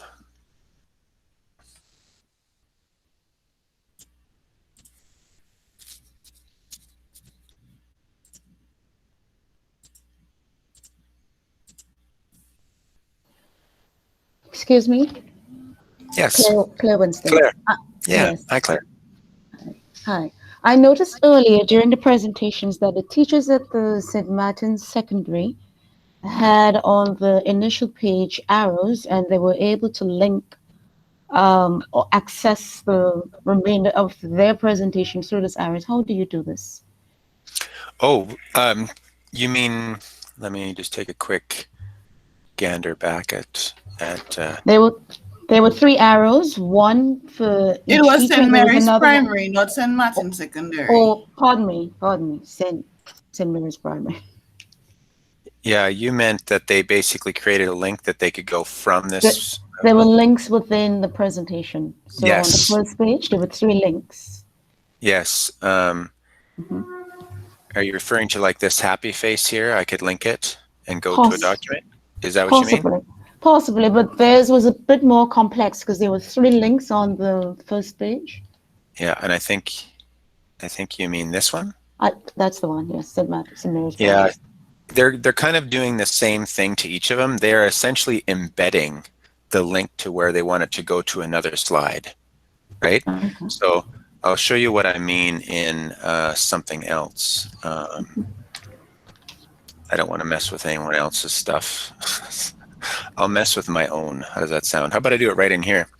What they're essentially doing is you can do this to text, or you can do this to you know, a picture, a GIF, any element, even a whole box. Okay, so I'm going to pick this text and I'm going to highlight it, and then I'm going to need this little link button here, right? And so if I open that, then I have some choices. I could paste right here in this box another website to go anywhere on the web, really, or I can make it go to the next slide, perhaps the first slide, or I can make it go to any of these other choices, right? And so I could also go slides in this presentation at the very bottom. I could click that and I can go, I want this to go to, you know, any number of slides in this presentation, right?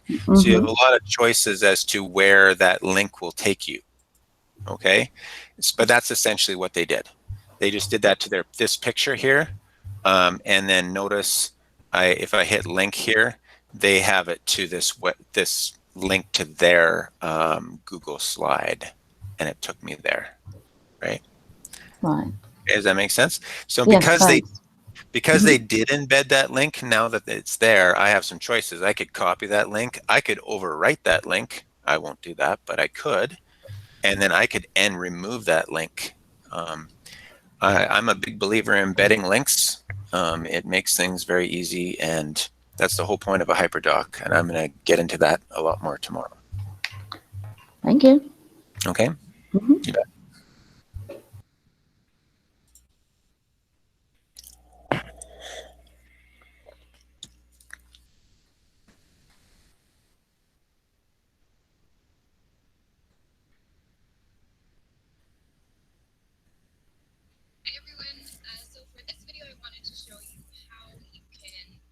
Sorry.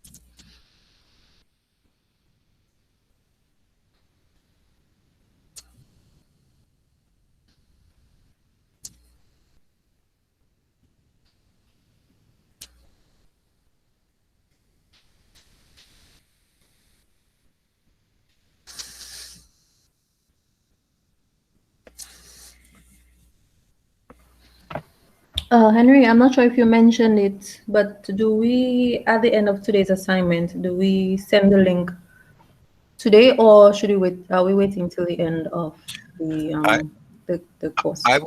Great question. I would like you to attach the link to this assignment today.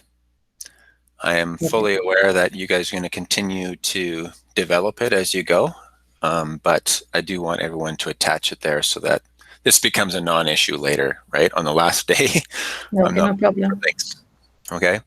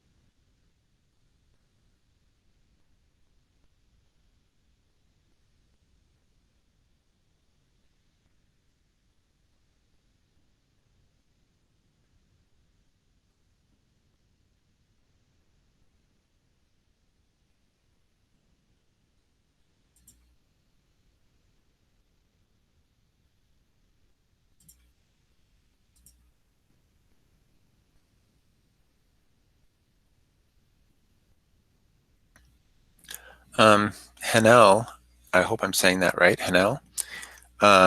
You had made a comment there saying that you weren't able to complete anything on your site. Do you want to talk about that? Can I help you?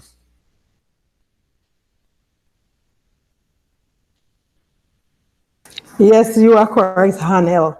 It is frozen. That's what happened. I was speaking to another colleague who told me, who helped me out, but it's still frozen. So I am just listening and taking notes so that I can go back in and try to do something new.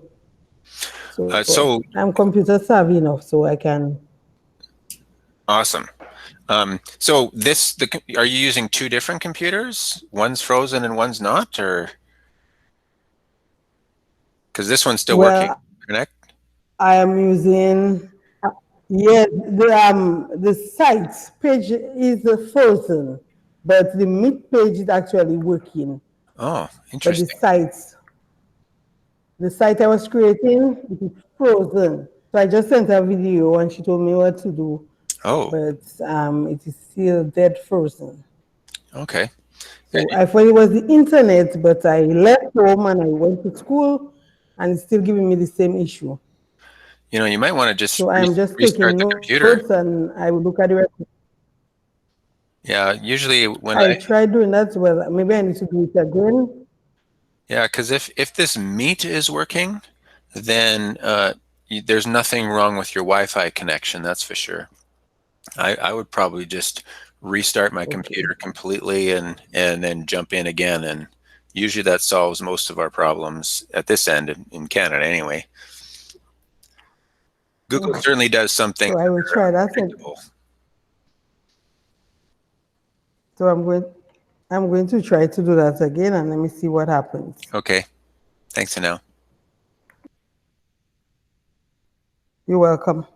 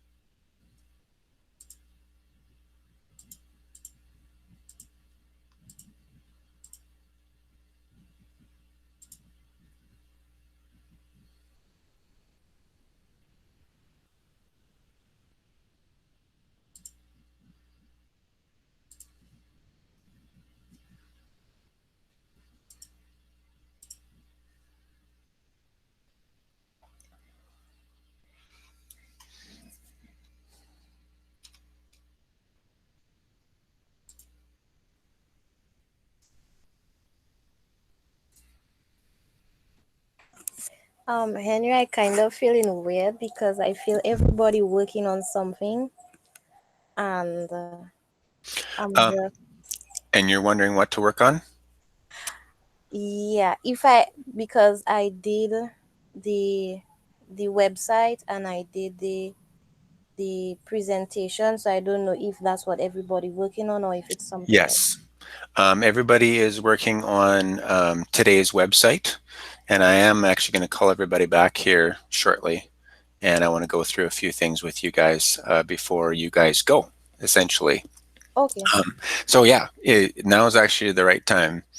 Is everybody here? Maybe give me a hello. I'm available, just so that I can make sure that everybody's with me. Yep. I'm here.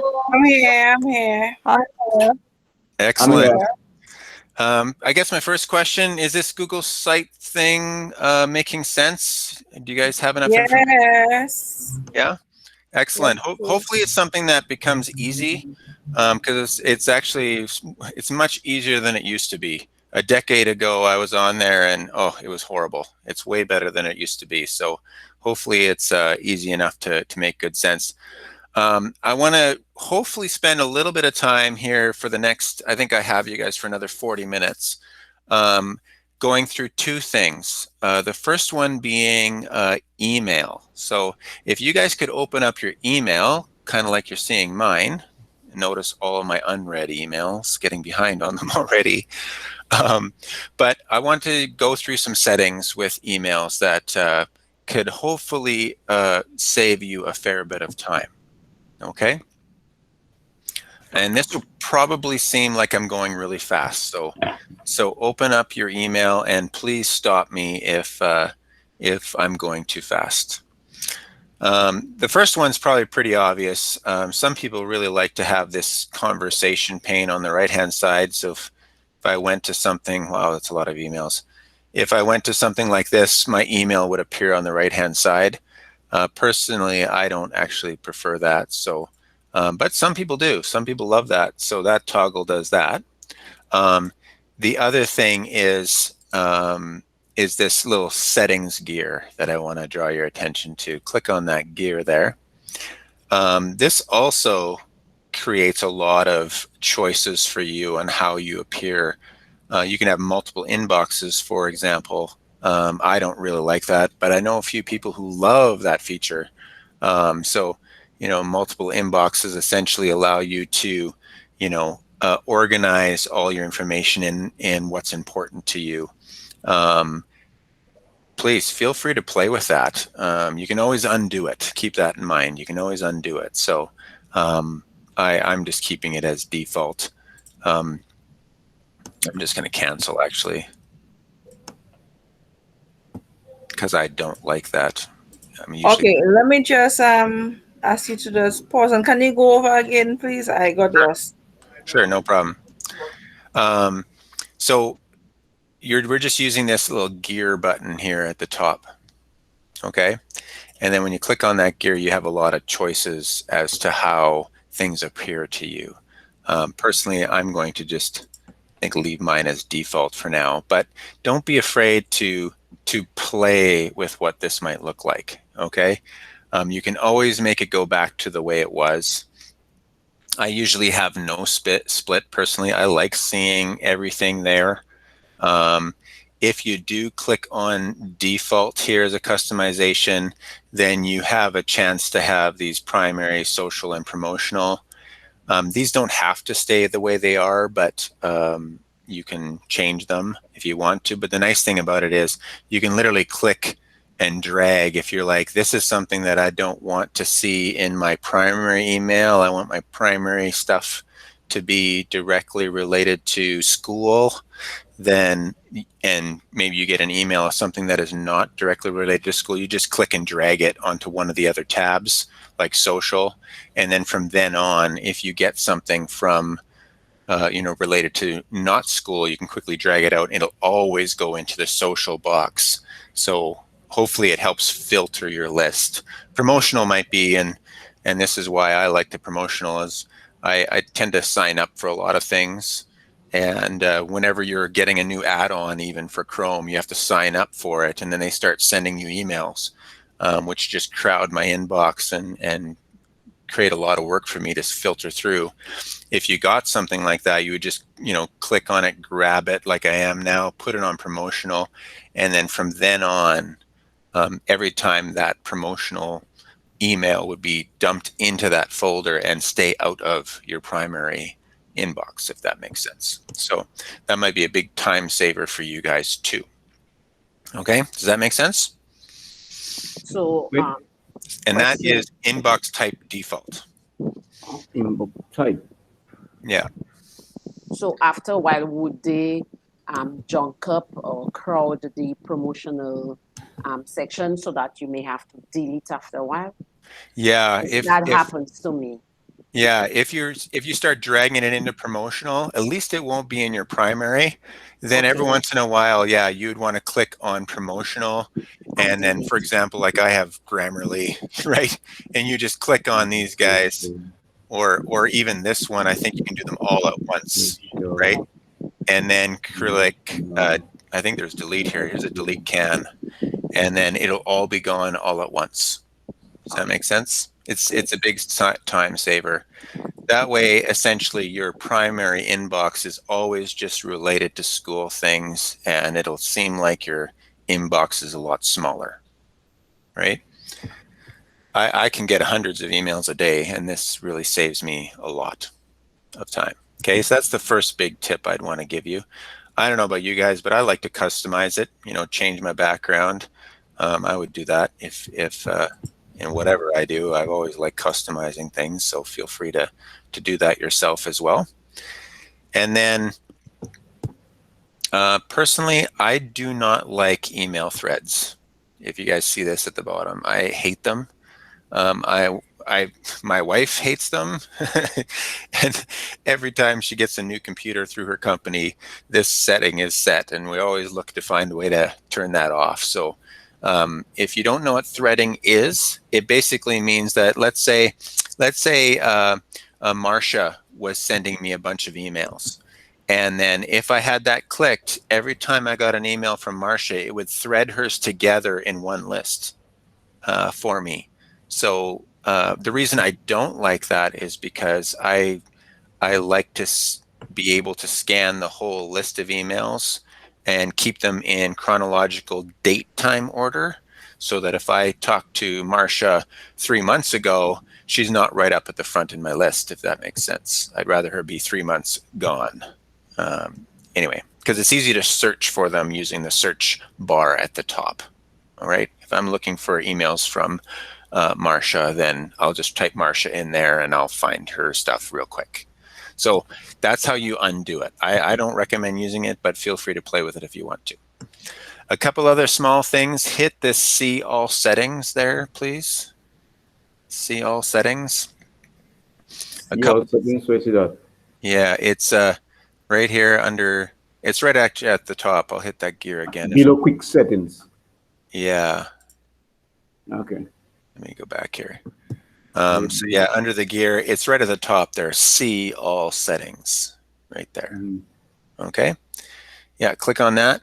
First one that you definitely want to do here is undo send. Okay. I set it to 30 seconds. At the maximum I can. It means that whenever I hit send on an email, and I don't know how many times this happens to you, but it happens to me a lot, where as soon as I hit send, that's when I see the spelling error, or I forgot to add the attachment in the email, something like that, where I know I've made some silly error with an email. I essentially then have 30 seconds to undo that email. Right? So that, like, technically Google is not sending that email until 30 seconds after I hit the send button. Does that make sense? And so I recommend that you hit that as 30, because that gives you 30 seconds of grace for that mistake to be undone. Okay? Right, everybody with me? Sure. The other one here is advanced. Click on advanced. I use this quite a bit. From sometimes more than other times, but templates. You should turn templates to on, and I'll show you how to use templates here shortly. Wait a second. I'm lost. Where you see advanced? It's right here on the kind of far to the right. You can see my mouse circling it there a little bit. Trying to circle it anyway. Oh, okay. Yes. Okay. My screen is smaller. It's below. No worries. Yeah, and my mouse isn't very big either. So yeah, you click on advanced, and then this templates, enable it so that it works. Okay, and then you're going to have to go to the bottom and hit save. Yep. Okay.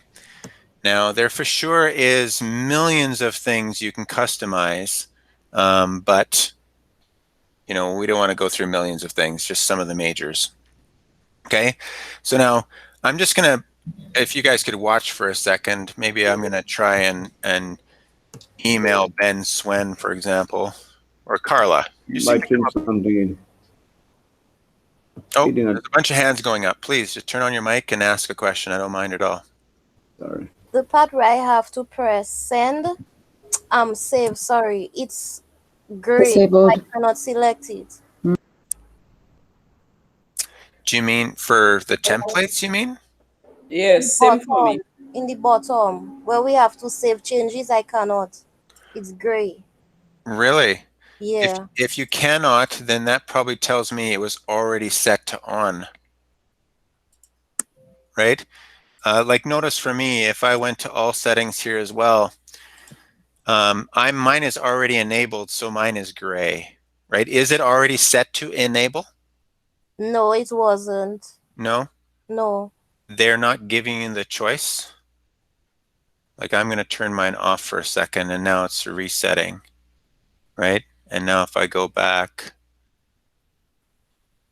because I mean, every school, every ministry has, you know, a person who is the master administrator, and they have controls as to who gets what, right? If you don't have the ability to turn this on, then they need to be able to turn it on for you. But keep in mind, I'm using the ministry account as well, right? Mine came on. I did mine. Okay, so some it's working, some it's not. Strange. If it's not working, then I'm probably not going to be able to change that for you. But if you can turn to enable, then hit save. Maybe even just try doing what's happening to me right now, which is you know, refresh that page. Use the little refresh button right up there, and see if you can reload the page, and maybe it'll work. Okay, so let's test the undo first. So I'm going to try and send an email to Carla. She always comes up first there. Thank you, Carla, for coming up first. Appreciate you being my guinea pig. This is going to be my test email. Okay, and it should never reach her. So when I hit send, notice on the bottom here I has message sent, and I can hit undo.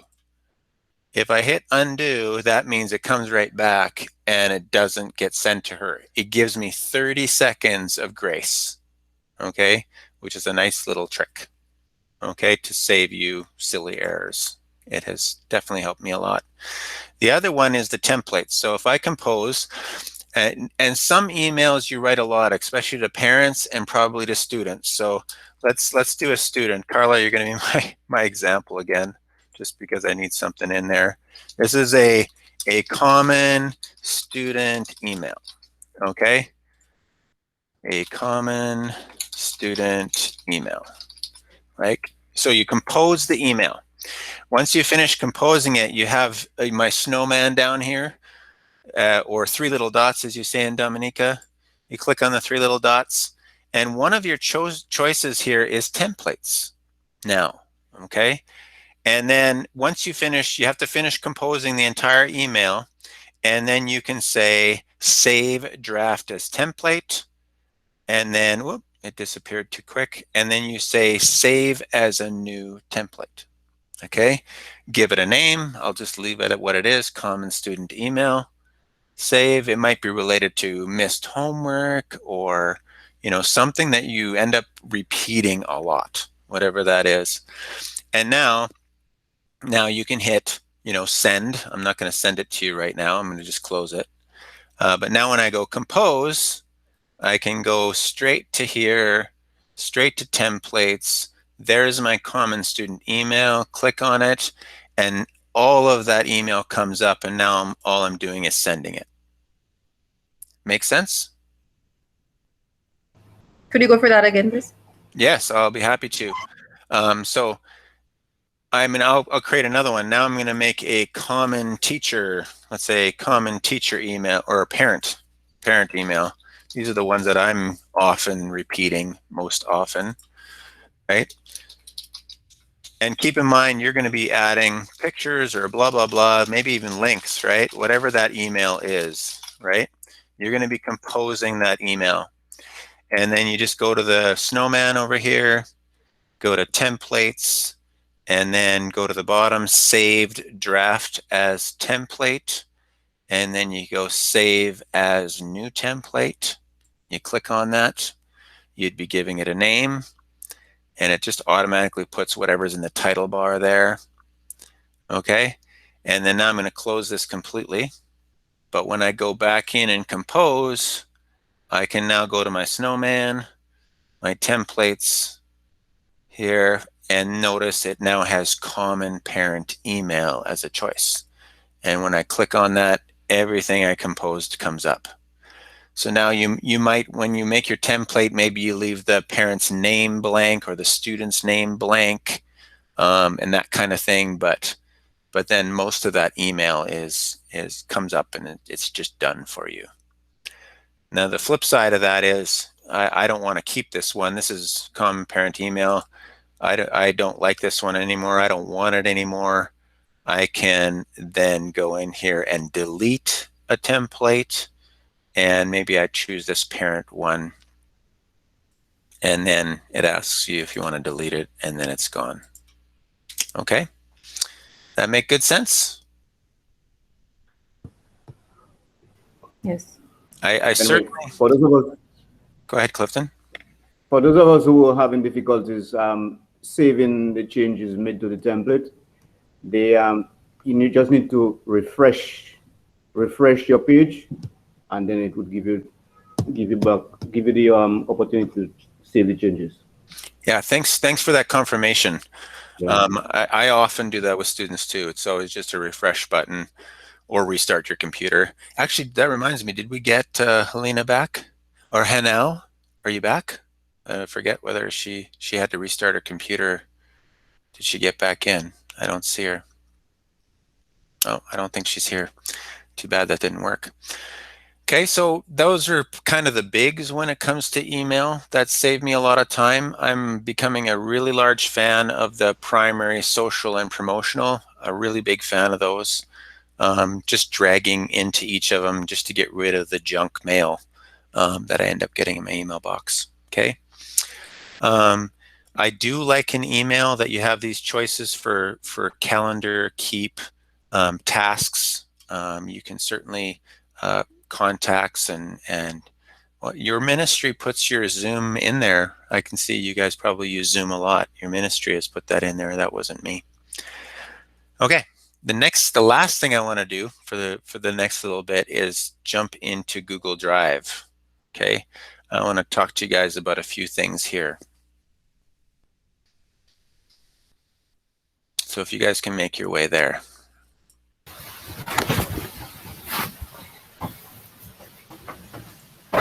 Oh, that reminds me, there's one other thing I forgot to say. Carla, I think your mic is on. Oh, Mr. Henry. Sure, Carla. I saw Claire's hand was up.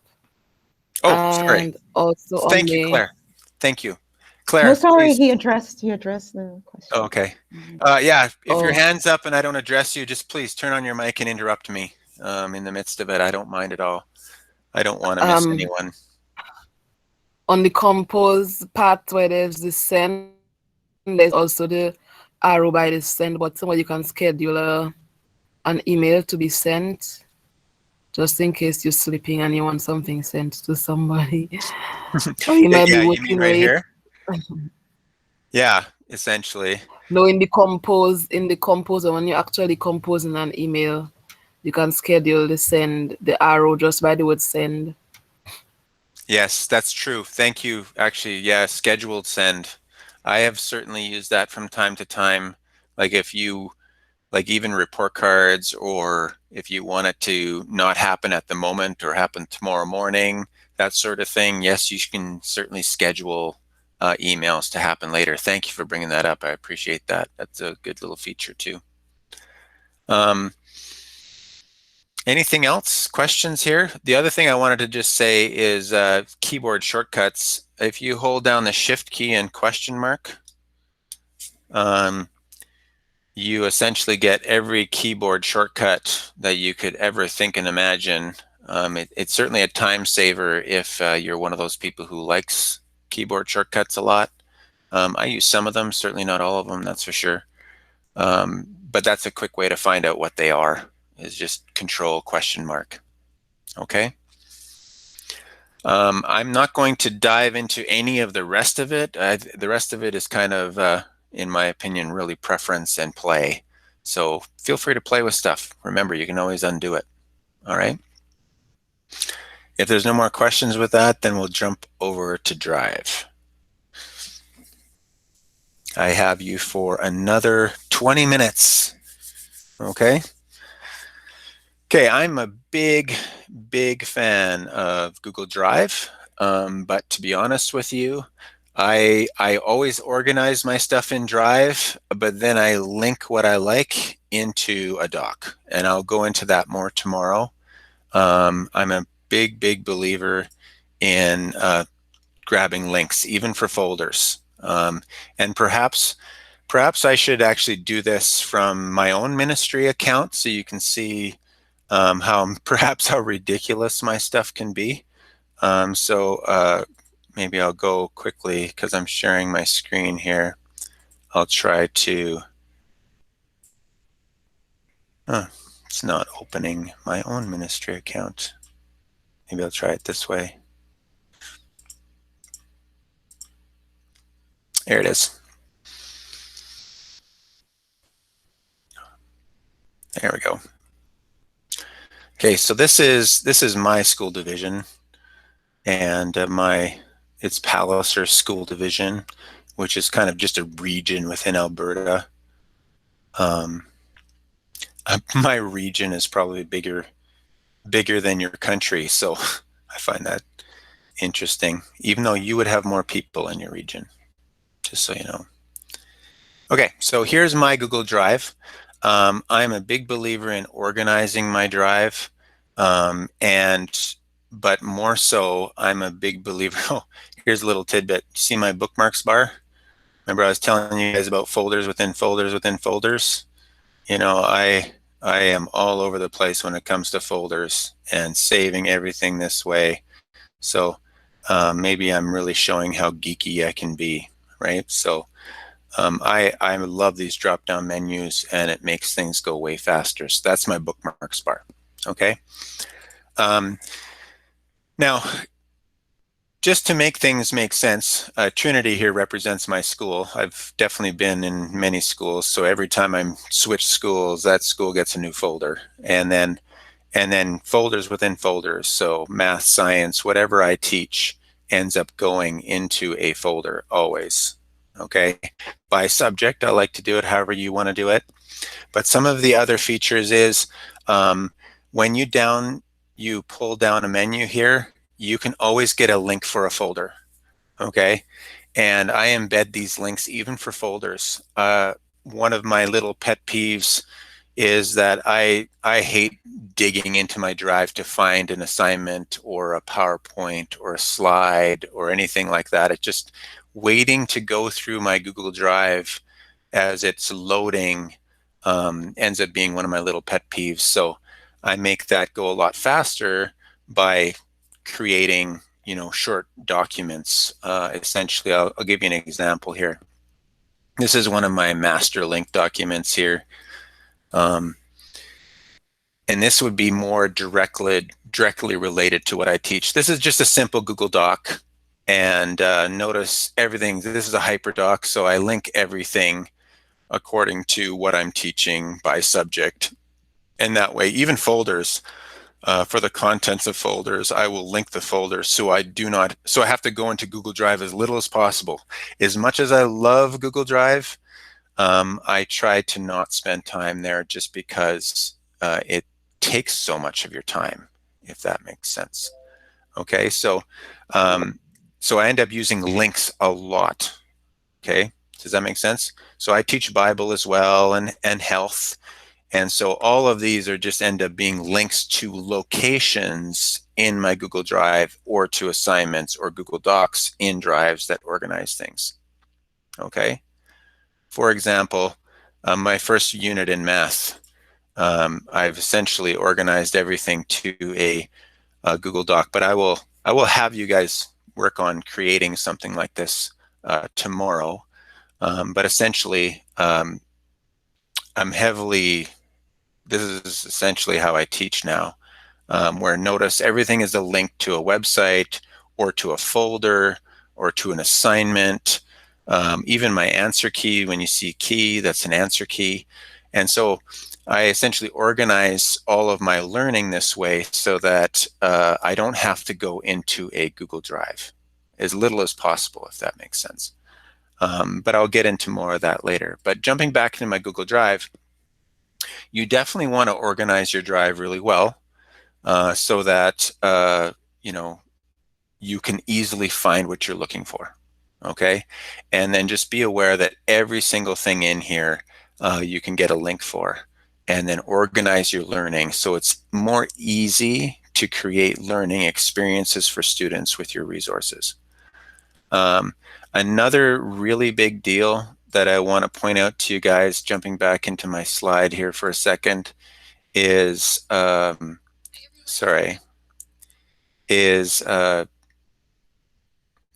is Genius Scan.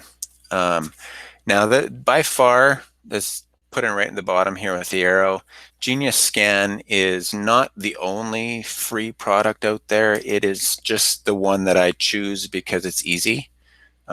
It might not even be the best one. I haven't spent a ton of time experimenting with you know, programs that do this.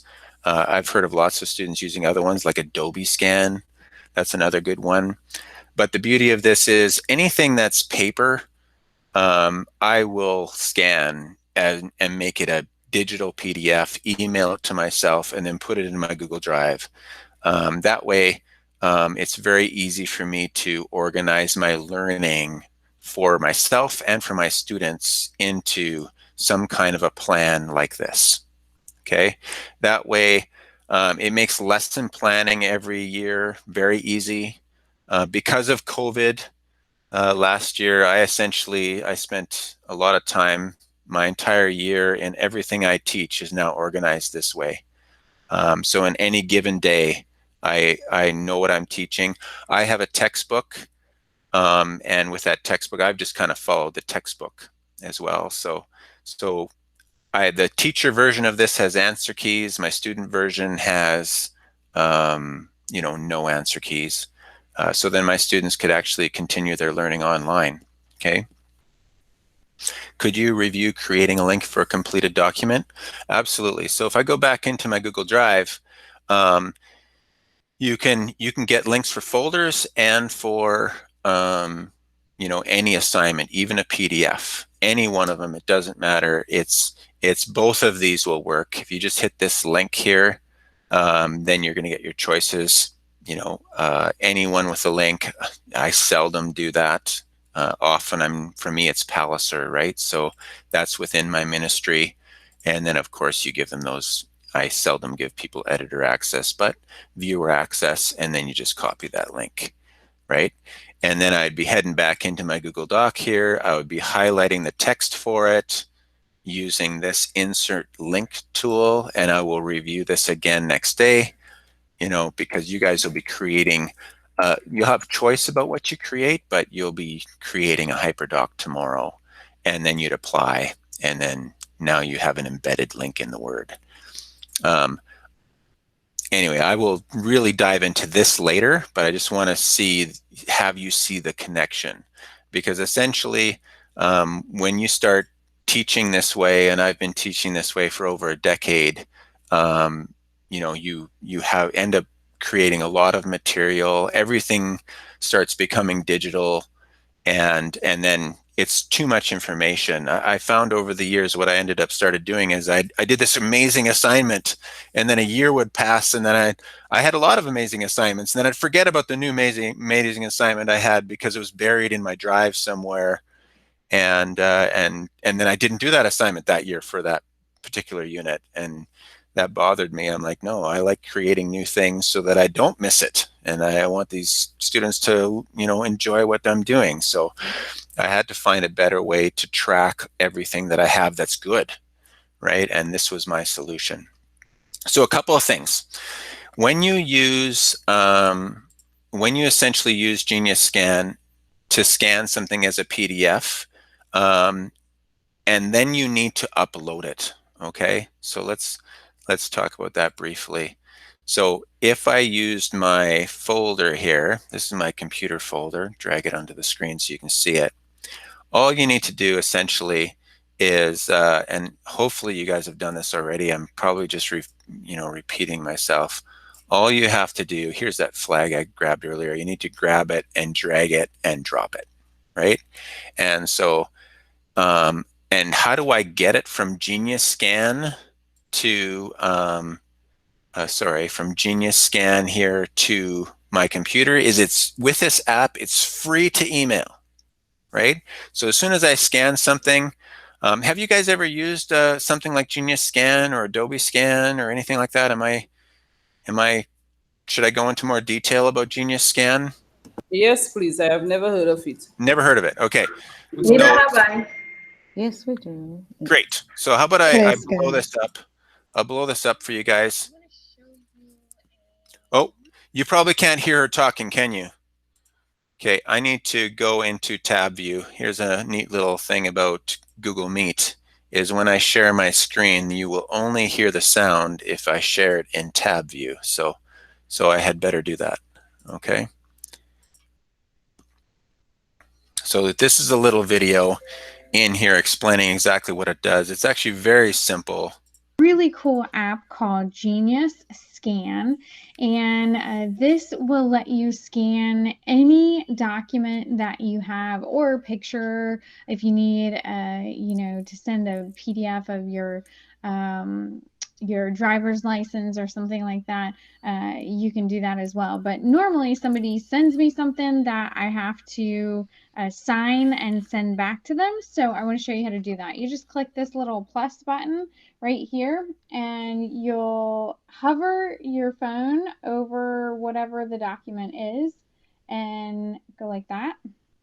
Now, normally it will kind of try to do that for you. It'll try to box it out for you, but if you don't have the patience to wait, you can go ahead and hit the scan button and do it yourself. So this right here is where you'll hit recrop, and it kind of highlights, and that looks perfect. So hit done, and it's going to crop that picture for you. So now you'll go to filters and do black and white. And now that's a PDF. So very cool. You'll just X out right here, and then you'll hit this button right here, and you'll be able to send that in any way that you want, literally. Jumping in there, the free version allows you to email for free endlessly, right? So that's why I prefer this one. Even in that crop feature they have there, you can pinch your finger on the corners and move the corners around, and it'll reorient the page. Even if it's a little bit sideways, it'll reorient it the correct way. So I essentially, for me, everything that's a piece of paper that is valuable to me, I will scan it and put it into my drive. Now, again, like I was saying to you guys, I'm not sure how big your Google Drives are. For me, if you can't see it now, I got to change how you view, and I don't want to take your time longer than I need to here. Entire On screen. our Google Drive, I found out yesterday that it was unlimited. Great, excellent. Thanks for finding that out for me. I appreciate that. Like for me, because I've been teaching this way for more than a decade, now if you can see in the corner there, right here, like I've got over 100 gigabits of data in there. And when you have that kind of resources available to you, you don't want to be digging through your drive to find it. You want it to come to you, which is why I end up organizing my learning plans this way.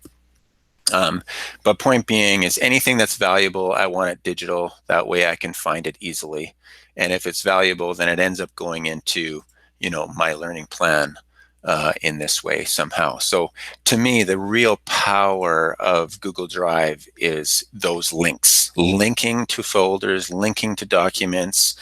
And then, so everything appears on here, tests, Google Forms, Sheets, everything that anything I ever do ends up coming out of this drive, so I don't have to dig into it. So the first thing is organize this drive so you can find it. And then second thing is you want those links, okay?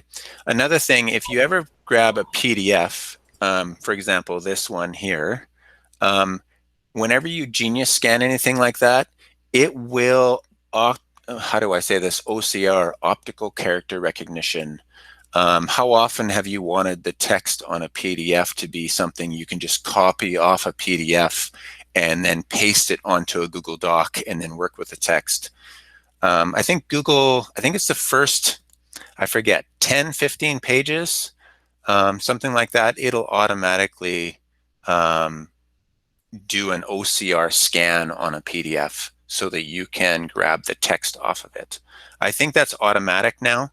There used to be a setting to make it do that. That has disappeared, so I think it's automatic now. I've never had a problem. But if you're bringing in a PDF that has 100 pages, it will not do all 100 pages. It'll only recognize the text in the first 10 to 15 pages. I forget how many exactly. Okay, so that's probably the big thing. Henry, before you go on, can you review how to make a document in Google Drive available offline, please? Oh, offline? I think what you have to do, let's say if we have this one here, I wonder if it's right here as one of the choices. I think in the Google Doc here, file, make available offline, right there. So just make a Google Doc and then go under File and click Make Available Offline. And I believe what that does, it makes a copy of it on the hard drive of your Chromebook or computer, wherever that is. Also keep in mind, there is a choice. If you hit this gear up here, you can get Drive for desktop. I hesitate to even tell you about that, only because it might work when your hard drives you have a lot of space on hard drives. But I tried this once and I had endless nightmares over it because it wasn't syncing my data properly, and I was so disappointed with it that I didn't even bother. So anyway, I don't recommend using it, but if you're dealing with less amounts of data, then it could work. But for me, it created a lot of problems. So I hesitate to have you guys even use that feature at all. Okay. What else can I tell you? You guys are probably familiar with Shared With Me. Anytime somebody shares something with you, it'll go on this list. Okay. And so you can search it and find it there. Something that I use all the time because I hate digging through my drive is I will end up using the search feature. So you can just type the name of the document. You can even just search by owner, or you can do multiple things, right? The date and time it was chosen, the item, perhaps like, I'm not even sure what they mean by item, like the exact name of the item. For example, what has the words in it? You forget the name of it, but you're like, I know it has the word the in it. So, type the and it'll find everything that has the word the in it, right? Or maybe you shared to or follow up, right? Only suggestions. Usually with my students, I don't do anything like that. So, or maybe you start it, or maybe it's in a trash can, right? You can have multiple searches to help you find what you're looking for. Okay, that's a very helpful tool. Priority items, if you put a star on something, then priority items will be here. I believe it also, things that you use most often or lately, you will also have here. And then you can also create workspaces, and usually that would mean that you're sharing it with other people, right? There's also something recently, and I should probably look at the ministry here for you guys for this piece because they're a little bit different. Oh, sorry, it started talking again. Look at the ministry here because I don't want to talk about things that you guys don't have. So shared, my school division is big on these now, shared drives. This is things where our whole school will have access to, and clearly you guys can create things here too. Maybe I'll show you what it looks like in my school division. Okay, so if I go to shared drives here, these are things that division-wide or just school-wide, everyone has access to, right? These are, for example, TCS, that's the name of my school, junior high, everything related to this, and notice 9 people have access to it. And then this, for these shared drives, this will always be available to them. So for you guys, for example, you could create a shared drive here for all the people in this course, and you could commit to supporting each other. And whenever you want to share anything with each other, you could just put it in this drive. Because you're all in the same ministry, you would all be able to see that stuff in there, and it'd be one central place to find it. That's a nice little feature that they've added recently. Okay, and of course the start items. I actually don't use that, just because clearly I have some things starred, but I'm never looking there. And then, you know, what else can I tell you? I'm in here most of the time, and then just digging out what I need to. But again, the least amount of time I spend here, the happier I am, because it just takes so long to dig through and find what you're looking for, right? When your drive is as large as mine. But it is 10:30. I want to be very respectful of your time. I will stay on here for the next 10-15 minutes for anybody who might want to ask questions or anything like that. Please remember to, whenever you're completed your assignments, put them in Google Classroom as well. Submit them in there when you're done. You can add the links, but not hit submit. Maybe I should show you that real quick. I don't know how much you guys have used Google Classroom, right? So when you're in here, and I guess maybe this teacher view isn't the best way to look at this stuff either. But I want you guys to be able to submit your assignments in there. You guys will have a button on the top right that says, you know, add assignment, link it in there, and only hit submit when you're done. Even with a link there, you know, you can still work on it before you hit submit. All right. Anyway, do we have somebody reminding me real quick? Do we have somebody closing in prayer today? Carla, you want to close in prayer for us? Yeah. Oh wait, after that, I'll just pray. Okay. Okay, dear Heavenly Father, I want to thank you for a packed day today. We learned a lot, and I want to thank you for that. I want to thank you for our instructor and all those persons who made it there this morning. I want to thank you for those who did not come. Lord, please help them to come tomorrow so that they will catch up, and help us to continue practicing and continue working together. In your Son's most precious name we pray. Amen. Amen. Again, I'll stick around here a little bit if you want to ask me any questions.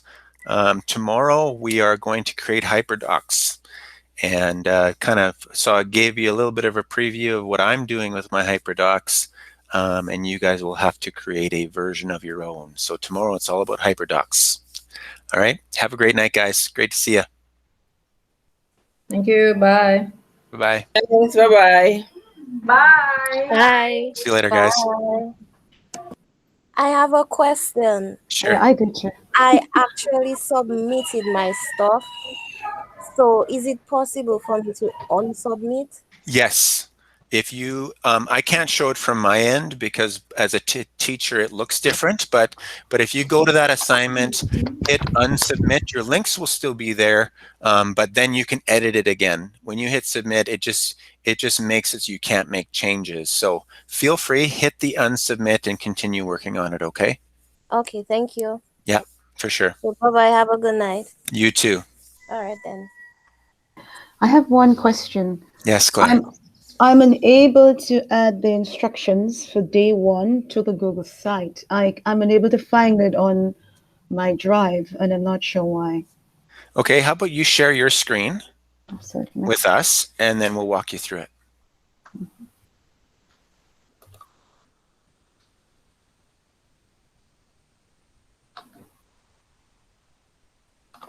Just a second, sorry. No worries.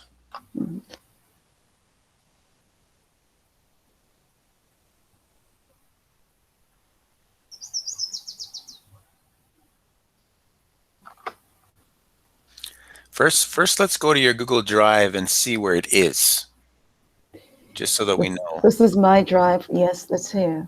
So it's that one there. So That's that's day just one? suggested. That's not actually where it is. Can you Okay. right click on it?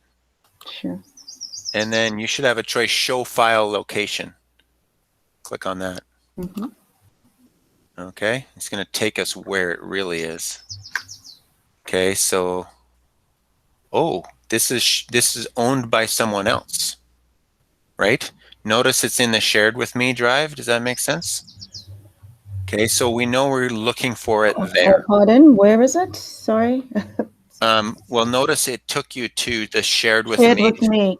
Yeah, so it's somewhere in here. Can you scroll down and is that's the one right there, right? Yes. That one belongs to me, actually. Did you do your work on that one? No, I haven't. Okay, I'm not I'm not certain. because that one's mine. So click on So my is this drive again. okay? Let's find where the correct one is. Okay, which one are you looking for here? I'm looking for. I want to add the. You asked us to add the instructions for day one to the Google site that we're creating, but I'm Oh, okay. unable to locate it. Oh, what I want, not just the instructions, I want you to add your assignment to your day one in your Google site, right? So the PowerPoint, or sorry, the Google slide that you created Oh, the one. Okay. for day one that you would use with your students on your first day of teaching, perhaps, right? That assignment that you created, I want you to attach that one. Where is that? Where is that sorry. assignment? Sorry, I haven't done it. I wasn't here yesterday, so I will by No tomorrow. worries. Yes, that's right. So just create that. Do you want me to clarify what that assignment is at all? No, I think I got it. You think you got it? Yeah, so Yeah. when you create that, then you would go to Google Sites, go to your Google site out of class tab at the top there. Here? Out No, of two over. Out of class, your Google Oh, site. this one. Oh, this one. Yeah. Yes. And so when you're here, Oh. is this your first main page? X out of that Google Drive. Oh, okay, you're trying to add it right now? Yeah, hold on. Sorry. It's just. No worries. Oh, this is the first page. I'm still working on it. No problem, but you want to know how to put it in, right? That's correct. So what you should do, hit the X there. You have Google Drive and then... Sorry. No worries. So, No worries. So Yes. Google Drive there, just hit that X so that you have Just more choice. hit the X here. Yeah, hit that X, yeah. Mhm. So now you see how you want to put it in day one, so click day one there, perfect. Yeah. And then probably the easiest way to do this is go to insert now. No, you have those tabs, insert pages and themes, go to insert, and then go below to layouts there. Do you see layouts? And just pick the first one below. No, open it back up again. And pick the one, click on that one. Okay. Oh. And then you see how you have a square, a rectangle, and a plus in the middle? Rectangle and a yes. Yep. Hit that plus. And then choose from drive. All right. And then now you have those choices. We're just gonna pick any of them. I don't care. We're just learning. So you would actually, look for your Google slide, but let's just insert that. So insert. Okay, this isn't Google Slide. It's just a. I understand. This is a Google Doc, but we're just learning. So it'll do either one, right? And so when you hit insert, I think you got to scroll down a little bit. You probably put it below. Oh no, you're not on page one anymore. Go back to pages, day one. Day one. And then, okay, somehow you got out of that. So yeah, hit there and go from drive. From drive. And then pick anything, but you're going to change it later, but just pick that one. Okay, just pick this one. Oh, actually, it's a Word document. That's going to make it tricky. That's probably why it didn't work. Oh, okay. So it's got to be a Google product, right? So there's not a PowerPoint. You could do a Jamboard. You could probably put a Jamboard in there. That would probably work. Oh, here we go. Because at least it's a Google product, right? And then go insert. And then it should put it in there for you. So if you scroll down a little bit on day two. It Oh, still isn't showing. I'm wondering why it flips to a different one. You know what? I understand how to do this now. Yeah. So you get the So idea. I will practice. Yes, Okay. thank you. All right. You bet. Thanks, Claire. All right. Thank you. Bye. Hey, Mary. Yeah, I want to.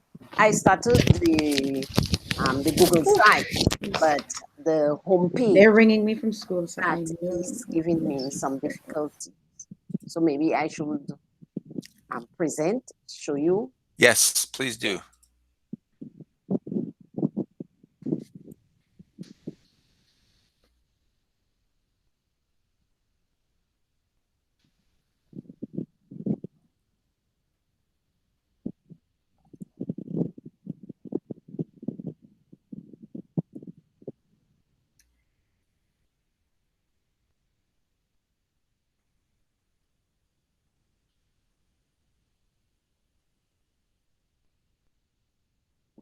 You're working on your day 1 assignment, right, Mary? No, that is for day 2. Day 1, I Okay. wasn't there, so I will do day 1 later. Okay, sure. So is it showing? No, I don't see anything yet. You'll see it too when it's showing.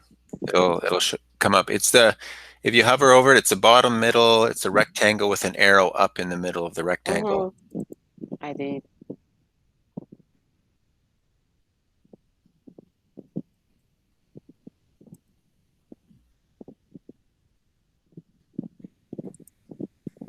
Why isn't it showing? It's showing. I presented it.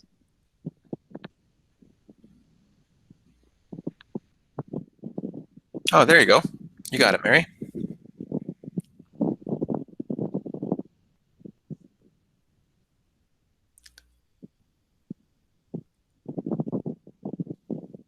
Excellent.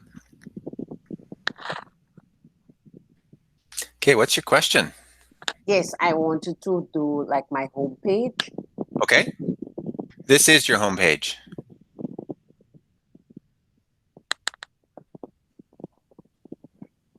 Like my contents, like day 1. Right. So it looks like you have some things on there. Do you not want the stuff at the top? Like. Okay, there we go. That's the top. Perfect.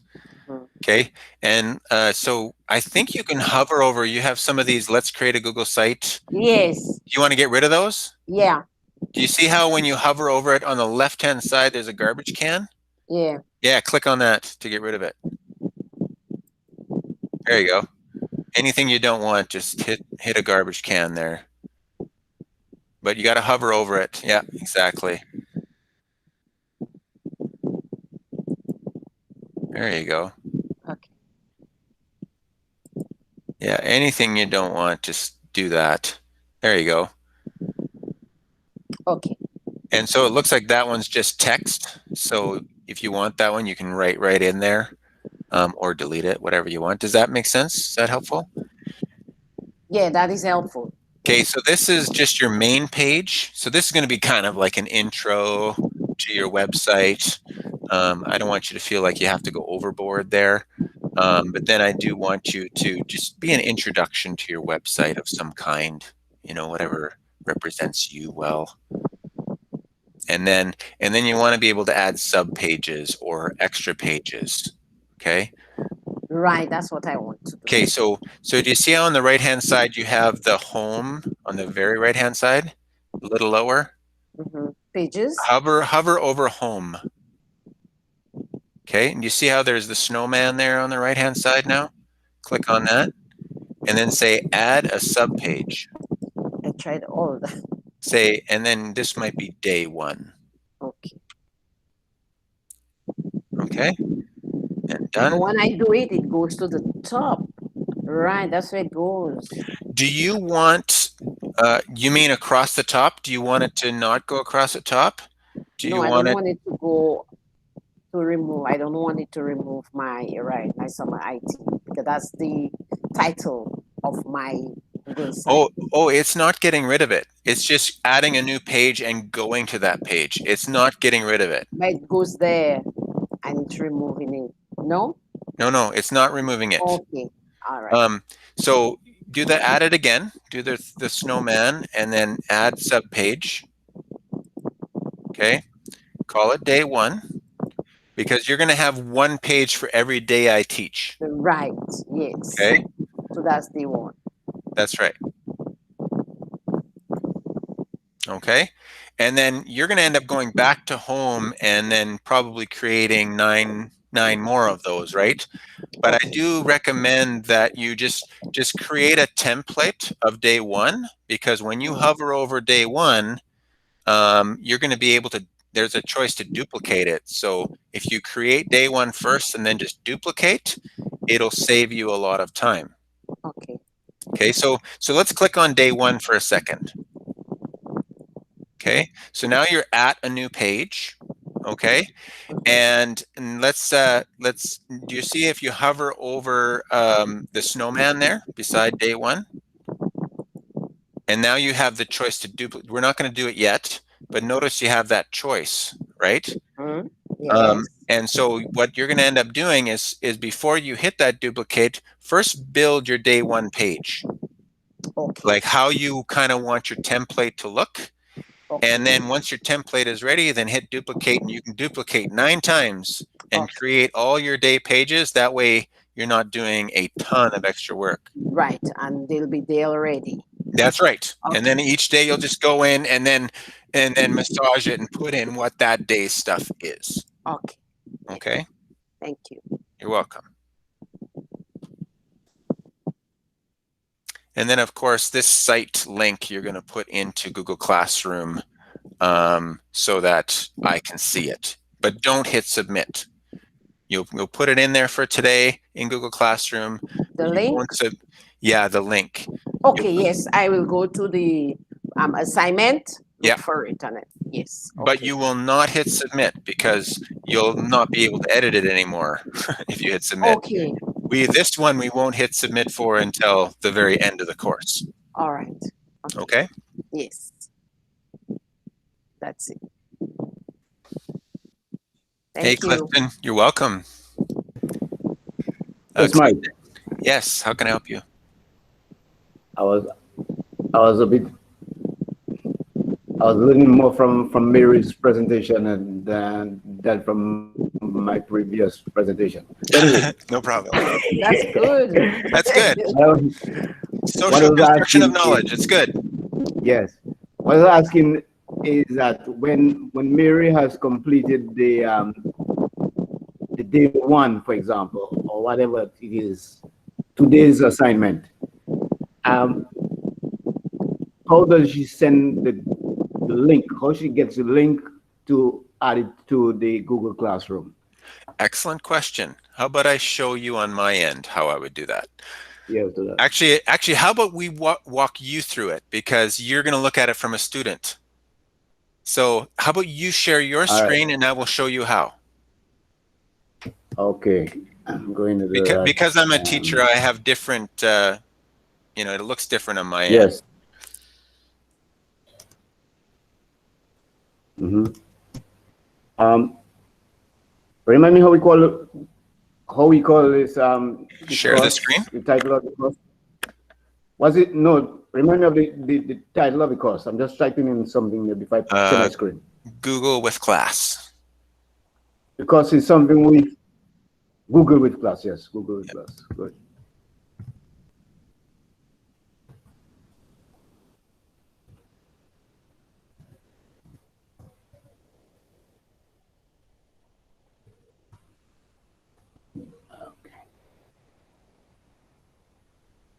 All right then. So now I'm going to share my screen. I'm sharing my screen with you. Great. Sharing with tab, right? I'm sharing with tab. So this is Google Suite.